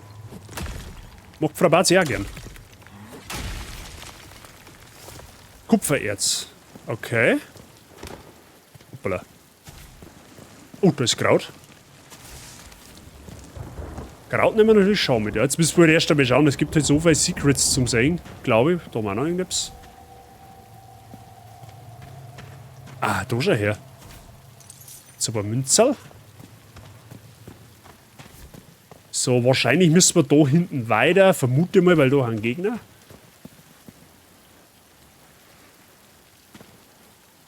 Das war richtig geiler Gaben, 6. Ja, bekanntermaßen ist 6 doch immer geil, egal in welcher Art. Oder bin ich jetzt da der Einzige?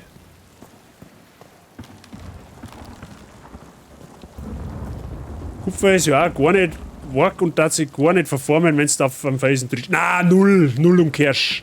Das ist ja Irrglaube. Du Brudi, das ist aber...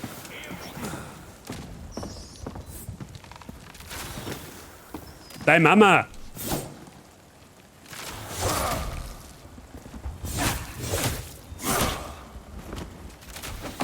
Aua!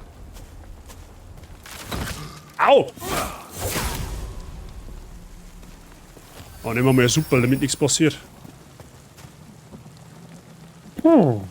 Ganz schön verzweigt. Aber ist cool. Ist cool. Was haben wir da? Zum Öffnen brauchst du Schlüssel Westbrücke. Okay. Einen Schlüssel Westbrücke habe ich quasi nicht.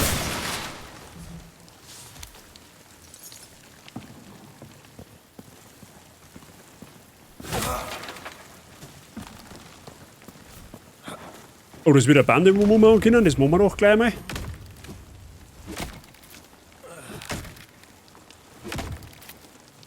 Es gibt eins, was eher noch geiler ist, das heißt, ich dusche nach einem kalten Tag auf der Skipiste. Da kann ich da leider gar nichts sagen dazu, weil ich noch nie auf einer Skipiste war. Der Wintersport ist quasi nicht meiner.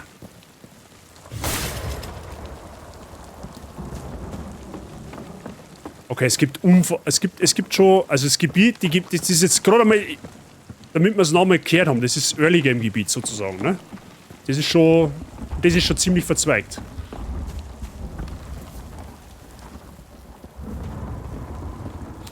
Auf alle Fälle da mal auf. Ah, da können wir rosten. Da können wir erst einmal rosten, damit nichts passiert.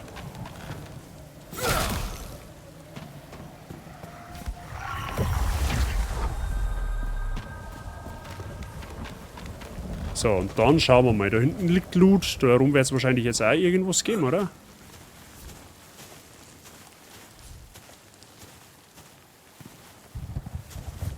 Da können wir nicht auf, oder wie?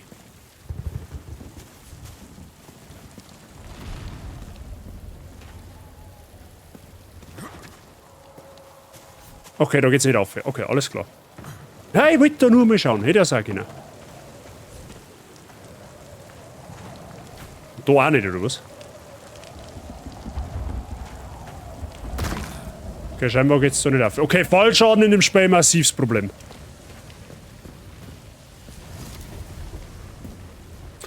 Wäre aber merci für, an die für die 3 Streamstreak. Danke dir.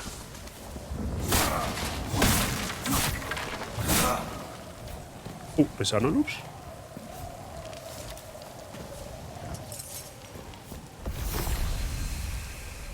Aber allen tue ich mich deswegen jetzt nicht. Also es ist nicht ganz so wie ein Leuchtfeuer. Also nur weil ich da rost, heißt es nicht, dass ich kalt werde.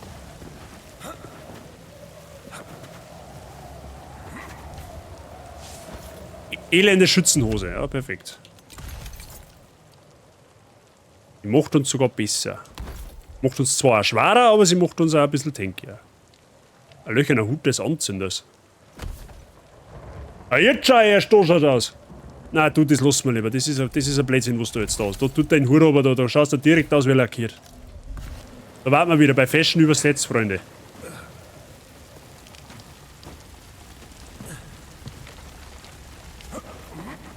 So, schauen wir da mal rüber.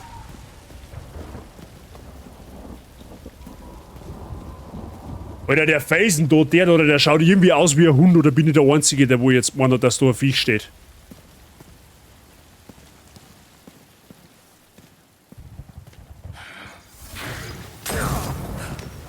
Okay, den habe ich jetzt nicht kommen sehen.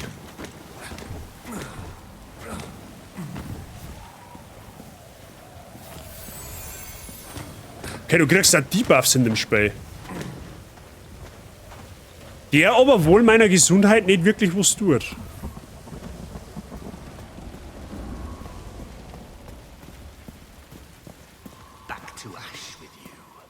Ja, ja, du Arschloch, du mit deiner Brandbomben.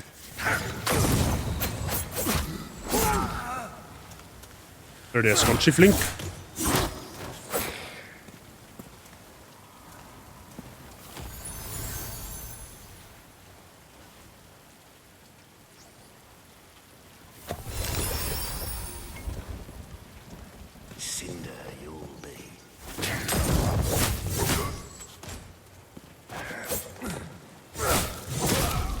Du Arschloch, du.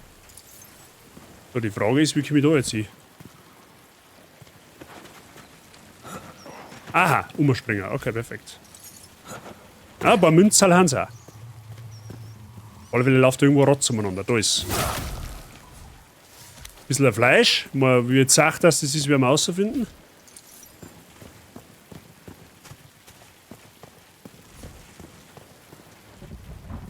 Das ist jetzt. Okay. Warte mal, kommen wir da um? Tatsächlich. Ach, dann haben wir wieder da, oder was? Ah!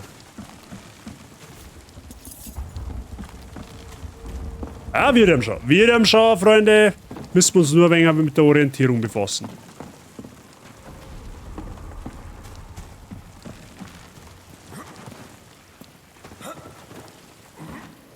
Ah, da ist noch Schwammerl.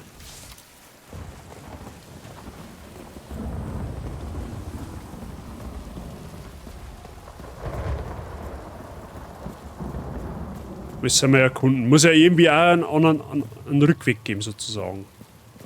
Damit es wieder ein Beidel macht, das Ganze. Aber schaut einem nur gut aus.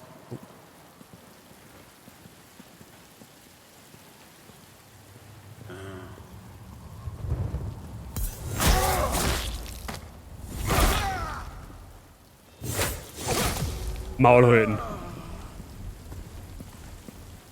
Ich weiß zwar nicht, wo der jetzt hergekommen ist, aber... Ja, so ungefähr.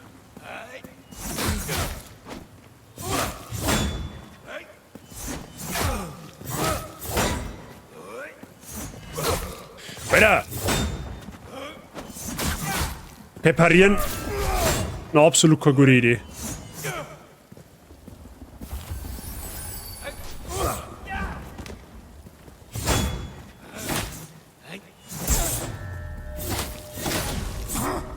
Okay, machen wir alles einen Moment. So. Aha, jetzt haben wir da wieder runter. Okay, ja gut, dann kenne ich mich schon wieder ein wenig aus. Perfekt. Oh, da ist Kiste. Boah, leck, Alter, was ist denn das? Da ist Loot. Wie kommt man da hin? Natürlich wird der Loot bewacht. Das hätte man so weit denken können.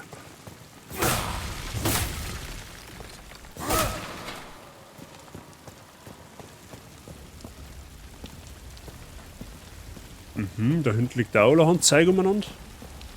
Ich will nur mehr ein wenig orientieren. Dass ich jetzt in irgendeiner Gegnerwelle reinlaufe. Ah, da unten ist nämlich schon wieder einer. Da siehst du das da.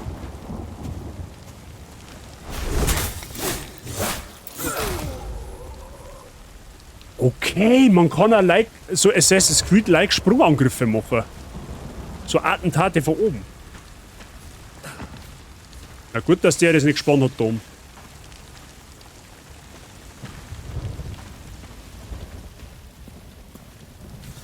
Du, ich loot dabei mal, damit nichts passiert. Ach, der hat das gehört, deswegen.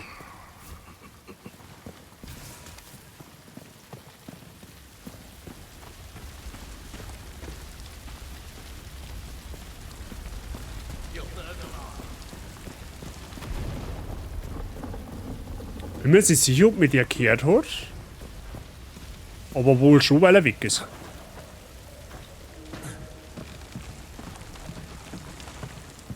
Ach, da oben ist er.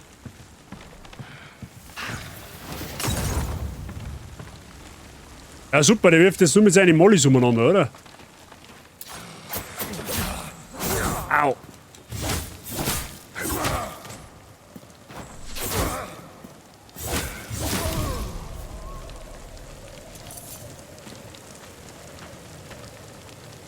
Habe ich auch noch ein paar Punkte an auch? Ja, klar. Nicht herschenken, das Ganze. Ja?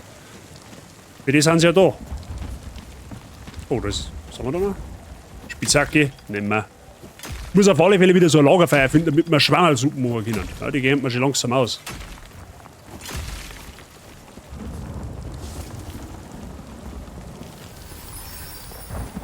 Dann schauen wir mal.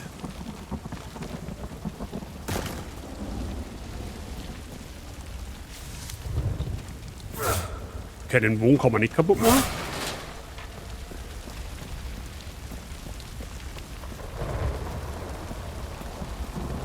Just give us back the gate switch, and we'll let you part. Please, I don't have it. Oh, die 3 Gegner, das glaube ich ist aber gar nicht einmal so einfach. Aber das werden wir noch probieren. Jetzt schauen wir erst einmal, was es da noch gibt. Oh, liegt da noch welche.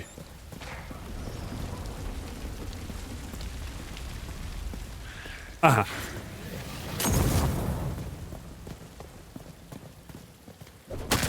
Gegner mal trennen, das ist nie verkehrt.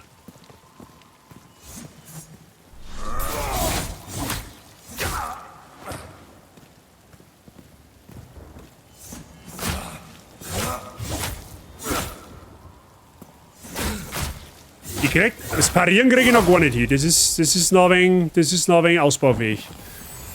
Und das muss ich mir noch gewohnen. Parieren kann in dem Spiel richtig stark sein.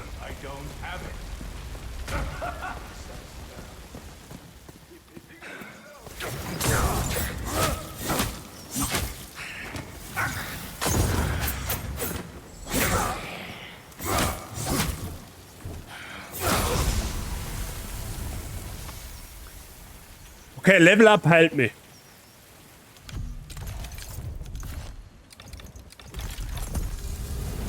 Erst einmal ist in Gesundheit und Ausdauer. So, da haben wir hier noch Anschlag drauf. Alle fallen, nur wenige erheben sich. Fallen unterdrückt uns und erhebt dann noch Steuern. Wir bitten um Lebensmittel und Medizin und sie senden Soldaten. Ellsworth, Elias Grafston und die Fürsten von Tyr sind doch nur Marionetten des Festlands. Erhebt euch, erobert eure Heimat zurück. Ihr wart schon immer Rebellen.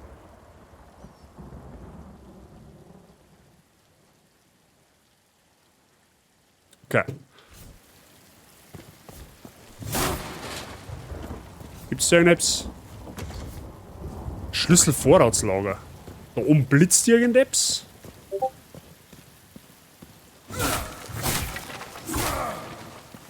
Also sind deine Heilungen Verbrauchsgut, so verstehe ich das. Einmal verwendet ist dann die Heilung verbraucht. Und bei dem Flüstern war das nicht wieder auffüllt. Ja, so ungefähr. So habe ich jetzt auch verstanden.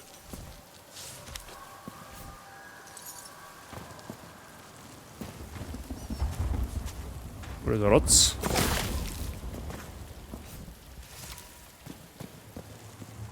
Alter, wo geht's denn da noch überall hin? Schlüsselspeisesaal. Hey, aber jetzt müssen wir ja wissen, wo der Speisesaal ist.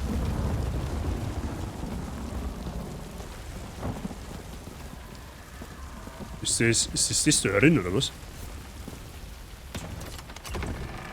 Ah, das ist der Speisesaal. Okay, aber GR3, Freunde, ich weiß nicht. Also 2 könnten da schon anstrengend sein, aber 3... Oh, leck.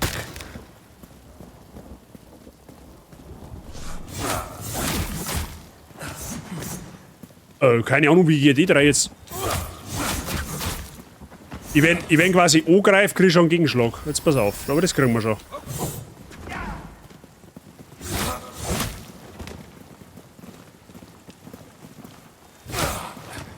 Ah, in der Ecke war eher suboptimal. Ja, kriegen wir hin. Kriegen wir hin.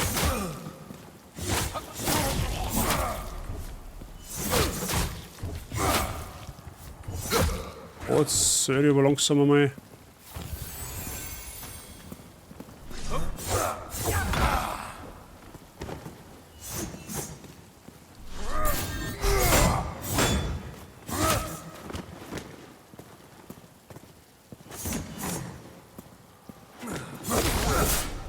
Den erst. Ich wollte gerade sagen, da war doch Loot. Ein Schwammerl fallen lassen. Ja, herzlichen Glückwunsch. Also, so ein Leichtfeuer, wenn wir finden, da, oder so ein Lagerfeuer. Ah, perfekt, ja, so schön, da haben wir schon eins. Und muss gerade schreien da noch. So, dann stellen wir wieder Pilzsuppen her.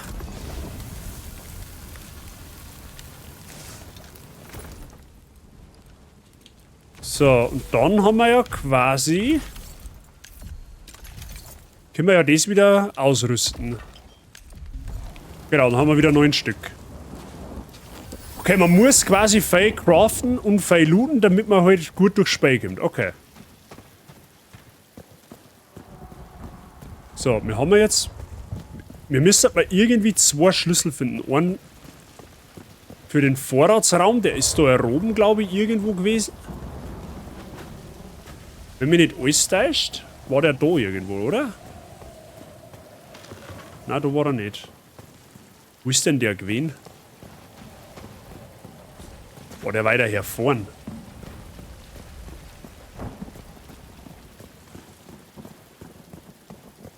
Oh, was ist da dahinter? Moment einmal, ich glaube, ich habe was gefunden. Ah, da schau her. Das habe ich jetzt zufällig noch gesehen. Nagelgespickte Keule, Einhandwaffe.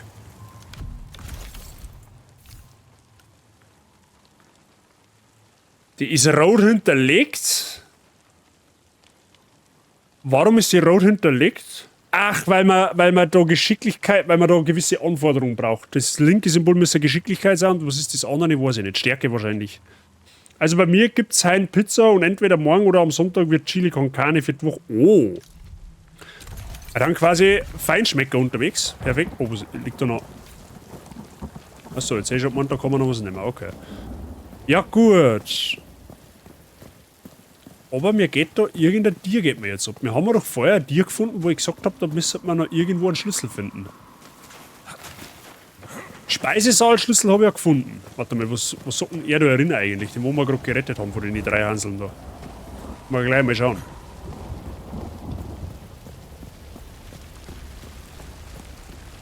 So, was... Der Fillmore. Thank you, stranger. Thought I could sabotage the gate to keep more of these savages from reaching Sacrament's walls. But I got my damn fool self trapped too. Suppose there's a reason I'm a blacksmith and not a soldier, huh? Name's Fillmore. If you ever need anything repaired, you come to me. Nothing I can't fix. Now here. This will open the gate. Get yourself to Sacrament. Through the Auburn Glades to the east. It's the safest place for both of us. But keep a careful eye out. I heard Zwei some of Hebelgriff. these Risen speak of a foul presence outside the city's gate. Kaufen? Ach, bei dem kannst du jetzt... Ah, okay. Pilzcurry mit Fleischrezept und Krabbensuppenrezept. Wir müssen mal eigentlich... wir müssen mal ja eigentlich Rezepte kaufen oder so, ne? Damit wir halt quasi... Damit wir unsere quasi ein bisschen eine Heilung bauen können. Krabbensuppen sind nicht... Also jetzt die Frage, ist das... Flammschuppenöl... Holzbogen... Kleriker Streitkolben... es ist halt die... Kupferschaufel. Okay. Warte, wo sagen die, wie viel Gold das ich hab? Ja, ich hab nur 6 Gold, ist das der Ernst?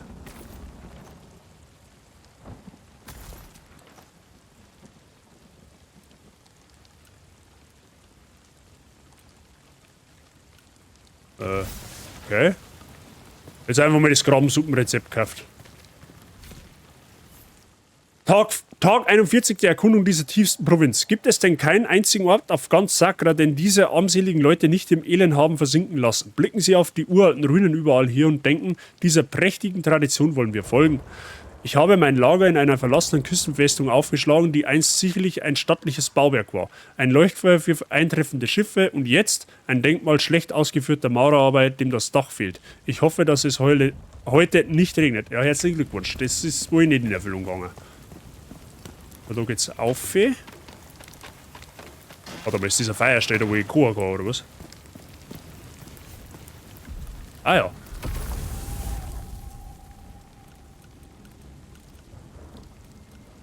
Ja, aber Krabbensuppen kann ich jetzt trotzdem nicht. Ich habe... Hä? Moment.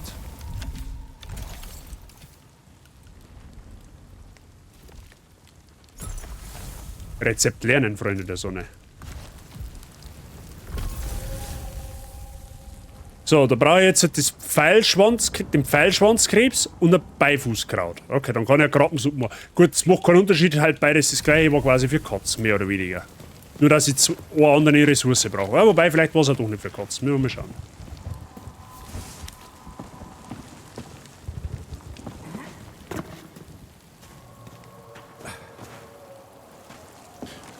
Oh, das Balancieren ist aber auch nicht ohne, gell?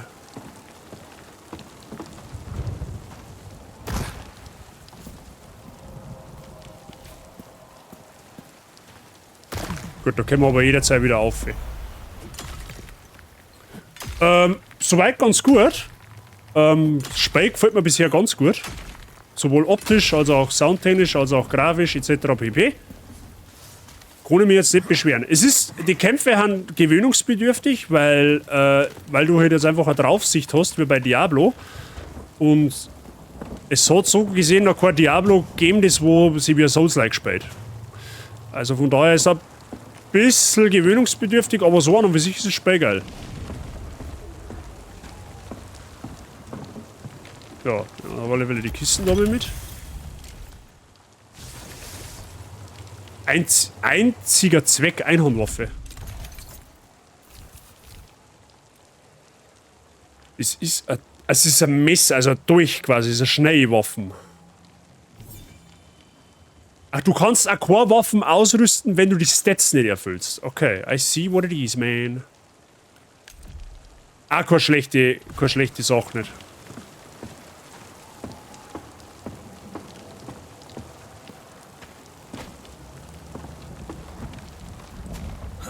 Okay, dann hätten wir das. Okay, warum wir sie da nicht rein können, weiß ich nicht, aber...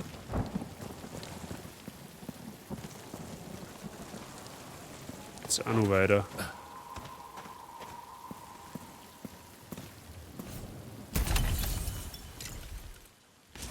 Jetzt haben wir da hinterher, wo wir die Kisten gesehen haben, oder?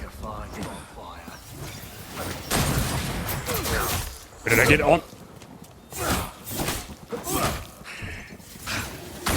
Keine Ahnung, was dem gefordert haben, aber...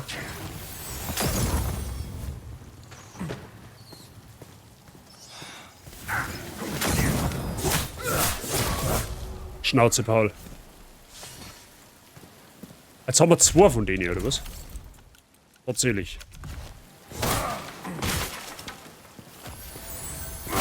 Also, mir verdruckt, das wird jetzt eigentlich nicht, aber ist okay. Da unten ist auch noch Kisten.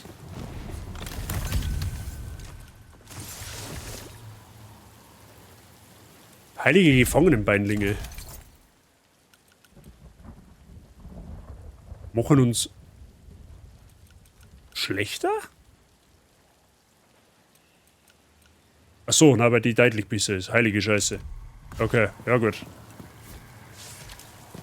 Beifußkraut. Name Beifußkraut.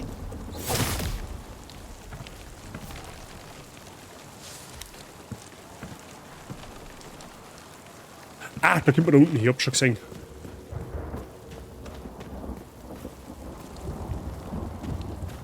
Wo liegt da noch etwas?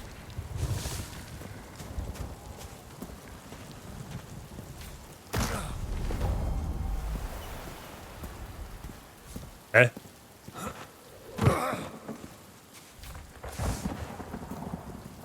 Toll, jetzt gebe ich da nicht mehr auf, oder was? Eine geheime Höhle.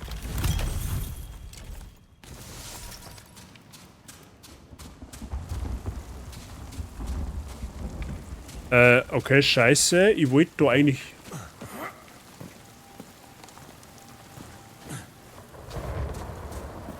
Da wollte ich jetzt eigentlich nicht her. Ich wollte woanders hin. Wie komme ich denn da jetzt wieder zurück? Verdammte Tat.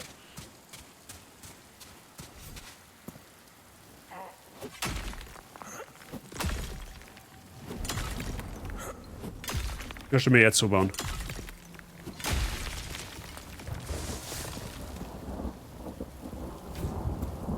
Nein, ich will nicht schleiern, ich will einfach wieder in die Burg.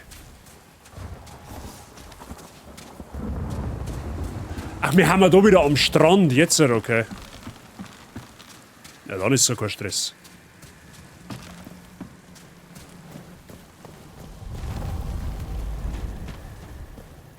Okay, die Gegner, die wir besiegt haben, die bleiben auch besiegt. So wie es ausschaut. Also die respawnen jetzt nicht irgendwie wieder.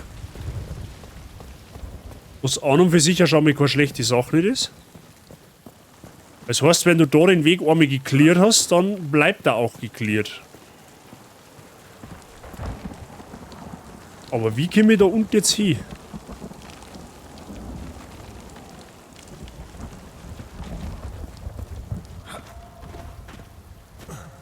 Muss ich da runterfallen lassen, oder was? Ah, da ist ein Bredel-Verschlag, deswegen. Das habe ich nicht gesehen. Jetzt, okay. Ah, und da muss man schleichen, okay, hab schon verstanden. Hab schon verstanden.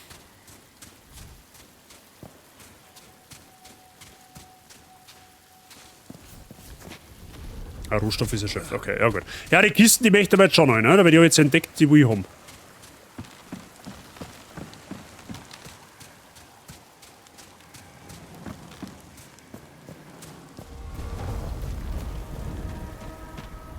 sehen wir uns fest, ist sicher. Okay, wenn man alle Gegner besiegt hat in dem Gebiet, dann wird das quasi angezeigt, wenn man in das Gebiet geht.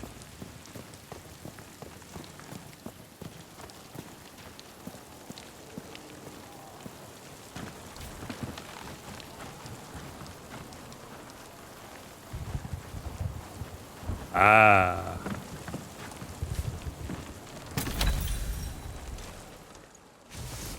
Schrottbombe, okay.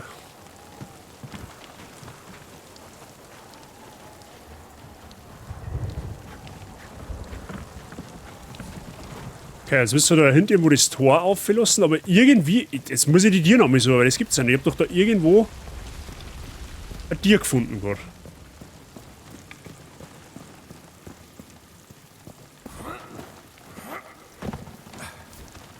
Ich weiß nicht mehr wo.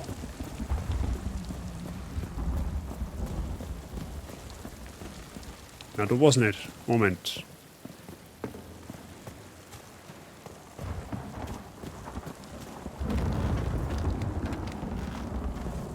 Da ist sie dir. Du brauchst Schlüssel Westbrücke. Okay, Westbrücke Schlüssel haben wir noch nicht.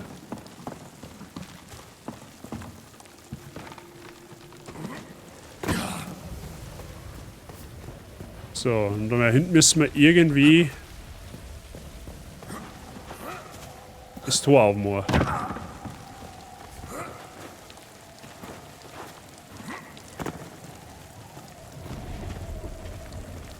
Okay, oh, geht's da raus? Ja, tatsächlich schon.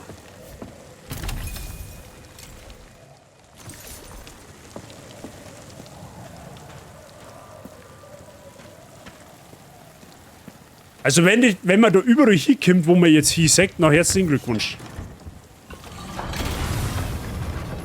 Seit wann hast du dein eigener Merch? Kurz Jahr? Circa? Okay, jetzt kann man theoretisch da durchgehen.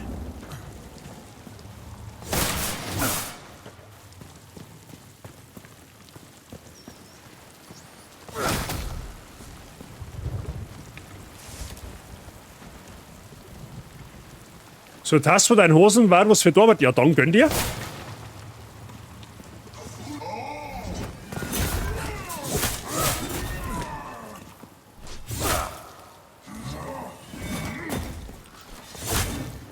Okay, das ist nicht der Nachteil von so einer schweren Waffe, ne?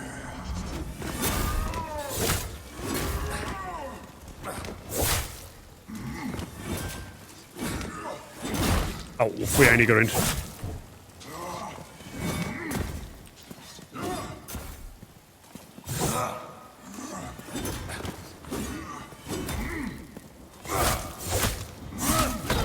Au. Au.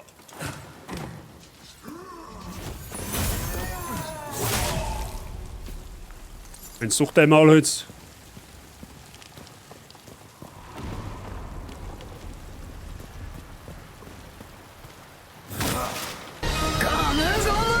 Boah, leck, Alter.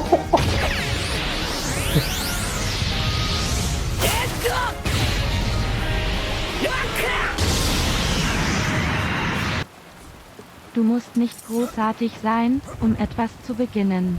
Du musst aber etwas beginnen, um großartig zu sein. Zig Ziglar, amerikanischer Autor von 1926 bis 2012. Da ist wohl was Wahres dran, Alter. Merci dir für dein Resub im 14. Monat. Vielen lieben Dank. Wie geht's dir? Weiterhin willkommen in der Basis und viel Spaß mit den Mods. Dankeschön. So. Freunde der Sonne, ich suche mir jetzt noch ein schönes Platzsaal, wo wir dann für heute einen Cut machen. Aber ich weiß noch nicht wo. Was ist das? Ein Aufzug oder was? Tatsächlich. Ja, das haben wir mir jetzt schon fast gedacht, dass ich da jetzt nicht allein bin.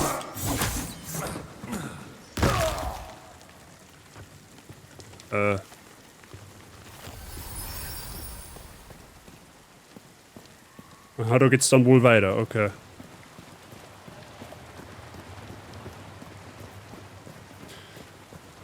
Oder wie geht's da? Alles fit bei dir? Gut, da brauchen wir Schaufel, die haben wir noch nicht.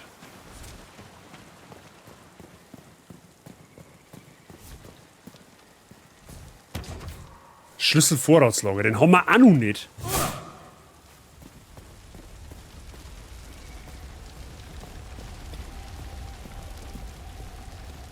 Ja gut, okay.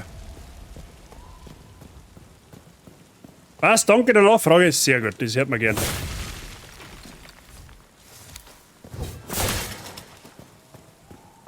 Gut, okay, Freunde der Sonne. Wir werden das jetzt... Moment einmal, wir gehen zu der Feierstelle. Feierstelle, man ist besser. Feuerstelle, glaube ich, ist besser, wenn du mich fragst. Da ist noch Loot, meine ich, oder? Da ist das. Nein, da ist nicht.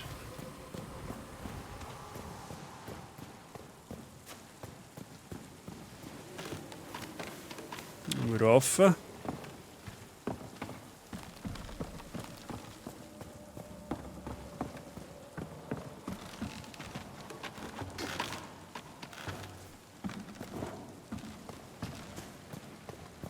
War bestimmt jetzt einfacher gegangen, aber bin mir jetzt beim Weg auch noch nicht so 100% sicher. Da hinten ist auch noch Loot. Warte mal, den holen wir uns noch. Den holen wir uns schon, den lassen wir nicht liegen.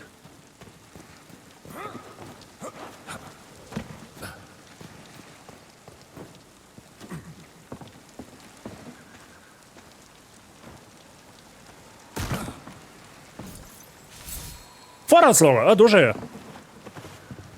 So einfach gang's. Dann schauen wir halt noch ins Vorratslager und dann haben wir einen Hut drauf.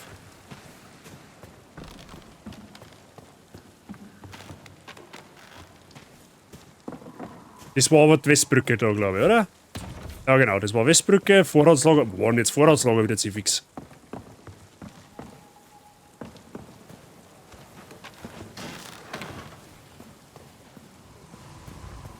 War da herum, meine, oder?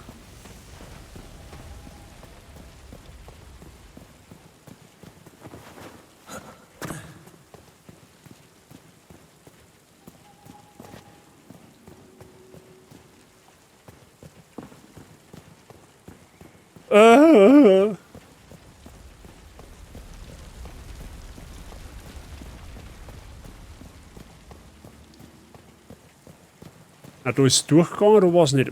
Der Scheiß, die wandern, wo war denn jetzt das Vorratslager? Ah, da vorher gerade erst vorbeigerannt.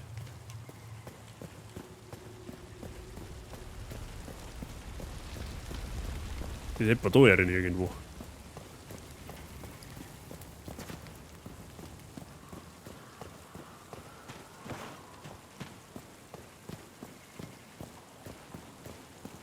Ah, super, oder? Jetzt findet das Vorratslager nicht mehr.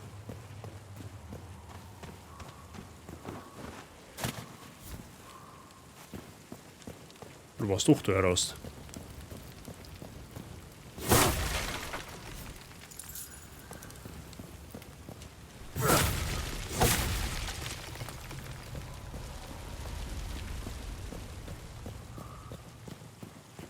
Aha, da haben wir's.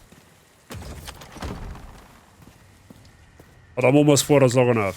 Rechts als Kupferschaufel haben wir. Was haben wir da drin? Splitterachs-Bauplan. Okay. Ja, perfekt. Nehmen wir mal so. So, jetzt gehen wir noch ins Feuer. Wo auch immer das ist. Müssen da heraus irgendwo sein. Da haben wir gelootet, das passt. Ja, und da haben wir das Feuer. Dann kegelt man eben noch geschwind.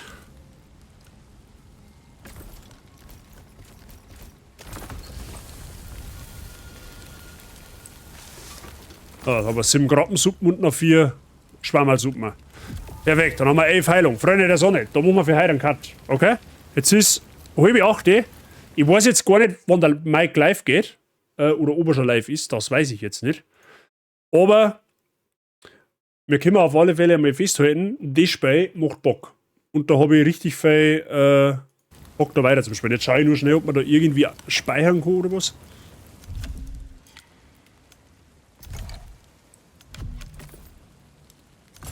Kennt man da mal? Der Mike ist noch gar nicht daheim. Oh, achso, ja gut, okay. Dann ist er quasi noch nicht live, logischerweise. Gut, scheinbar speichert es von selber. So, man kann mehrere Charaktere. Der Testzip. Kann man den Testzip löschen? Ja, den Testzip löschen wir. So.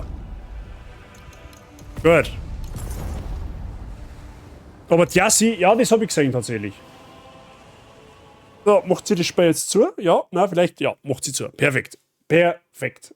Easy. So, Freunde der Sonne, wie hat denn der erste Ausflug in No Rest for the Wicked gefallen? Also, ich bin bisher sehr positiv von dem Spiel überrascht. Hätte ich so nicht können sehen. Also, mir hat's ja vom Anschauen, von dem Gameplay-Video, was ich halt, wie gesagt, ins Discord gepostet habe ich ja schon einen sehr guten Ersteindruck durchs Zuschauen gekriegt. Aber jetzt durchs Spielen muss ich wirklich sagen, Hut ab. Ist gar nicht schlecht. Ist gar nicht schlecht. Man muss bedenken, also es ist nicht mit den Gegnern, das gegen die Gegnerkämpfer, das ist nicht einfach. Das liegt aber jetzt daran, dass ich halt, oder dass man halt als Souls-Spieler diese Perspektive, diese Vogelperspektive, also dieses Diablo-typische, dass du die nicht gewohnt bist. Das heißt, es ist vom Timing jetzt eine ganz andere Geschichte. Also, wann man ausweicht, wie man ausweicht, was Gegner haben auch ein anderes Pattern wie halt von den klassischen Souls-Spielen. Also ein leicht anderes Pattern, es ist leicht ähnlich, aber es ist doch ein bisschen anders. Es spielt sich nicht ganz genauso, aber es hat sehr viele Ähnlichkeiten. Und, was ich auch sagen kann, es vereint mehrere Genres. Du hast Diablo voll mit drin, mit der ganzen Loot-Spirale.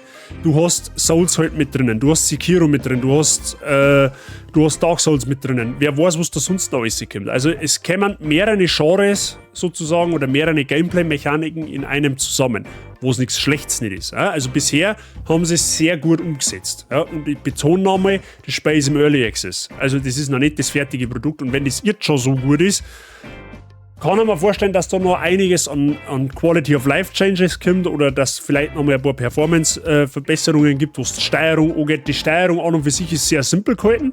Du hast eine Angriffstasten, du hast eine Taste zum Rennen und zum Ausweichen. So, und 2 Tasten habe ich bisher, glaube ich, noch gar nicht gebraucht. Also das war jetzt quasi B. Nein, B, eine Taste, also Y, also sprich Dreieck. Da interagierst du halt, also lootest, sprichst mit Charaktere und so weiter und so fort. Und mit B beziehungsweise mit Kreis habe ich jetzt, glaube ich, noch gar nichts da. So. Also es hält sich sehr, sehr, sehr, sehr bedeckt, was das Kampfsystem angeht. Oder was die Steuerung angeht. Also es ist simpel gehalten, aber effektiv. So, das kann ich jetzt einmal so nach grob 1,5 Stunden sagen. Und ich werde auf alle Fälle weiterspielen. Ja, wir werden da am Sonntag massivst eingrinden in die ganze Geschichte. Da werden wir auf alle Fälle weiter tun. Sonntag geht der Stream aber deutlich länger als wir heute. Also ungefähr rund doppelt so lang. Also Sonntag plane ich von 1 bis um 5 Uhr. Tatsächlich. Also 4 Stunden No Rest for the Wicked. Schöne Abwechslung wieder, dass wir 2 Projekte auf dem Kanal haben. Dass es nicht nur Hollow Knight ist. Also ich glaube, das passt da so. Schaut gut aus. Ja, optisch auf alle Fälle sehr, sehr gut. Von der Musik hat man bisher noch nicht so viel gehört. Aber nimmt ja atmosphärisch auf alle Fälle mit. Durch den ganzen Regen, durch das Gewitter, wo wir da jetzt aktuell drinnen haben. Macht schon was her. Auf jeden Fall schaut es nach Free Playtime aus. Ich kann am Sonntag leider nicht. Du, das macht dem überhaupt nichts. Da brauchst du gar nicht runter. Watt werden ja gespeichert und die kommen ja dann auch auf YouTube, abgesehen davon. Aber gut, so viel zum ersten Eindruck von No Rest of the Wicked. Oder Wicked, ich weiß nicht, wie man das ausspricht, keine Ahnung. Ich bin jetzt kein Vollblut-Engländer. Das kann ich jetzt leider nicht sagen. Aber taugt auf alle Fälle und ich hab Bock auf mehr. Und wir werden auch mehr kriegen. 4 Stunden Stream, ja. Sonntag, jetzt mal. Am Sonntag gibt es einen 4 Stunden Stream tatsächlich. Ab 1. Werden wir um 13 Uhr starten. Und genau da weiter, da wo wir heute aufgehört haben. So, Freunde. Dann sage ich trotzdem danke, dass ihr so kurzfristig doch zugeschaut habt oder dass ihr so kurzfristig da wart. Na, ich weiß, war wie gesagt ein kurzer Stream heute, aber das war ja auch nicht anders geplant. Ich gehe jetzt zur Yassi schicken, die spielt Beat Saber, die macht einen Beat Saber Freitag. Bei der habt ihr auf alle Fälle auch eine gute Unterhaltung.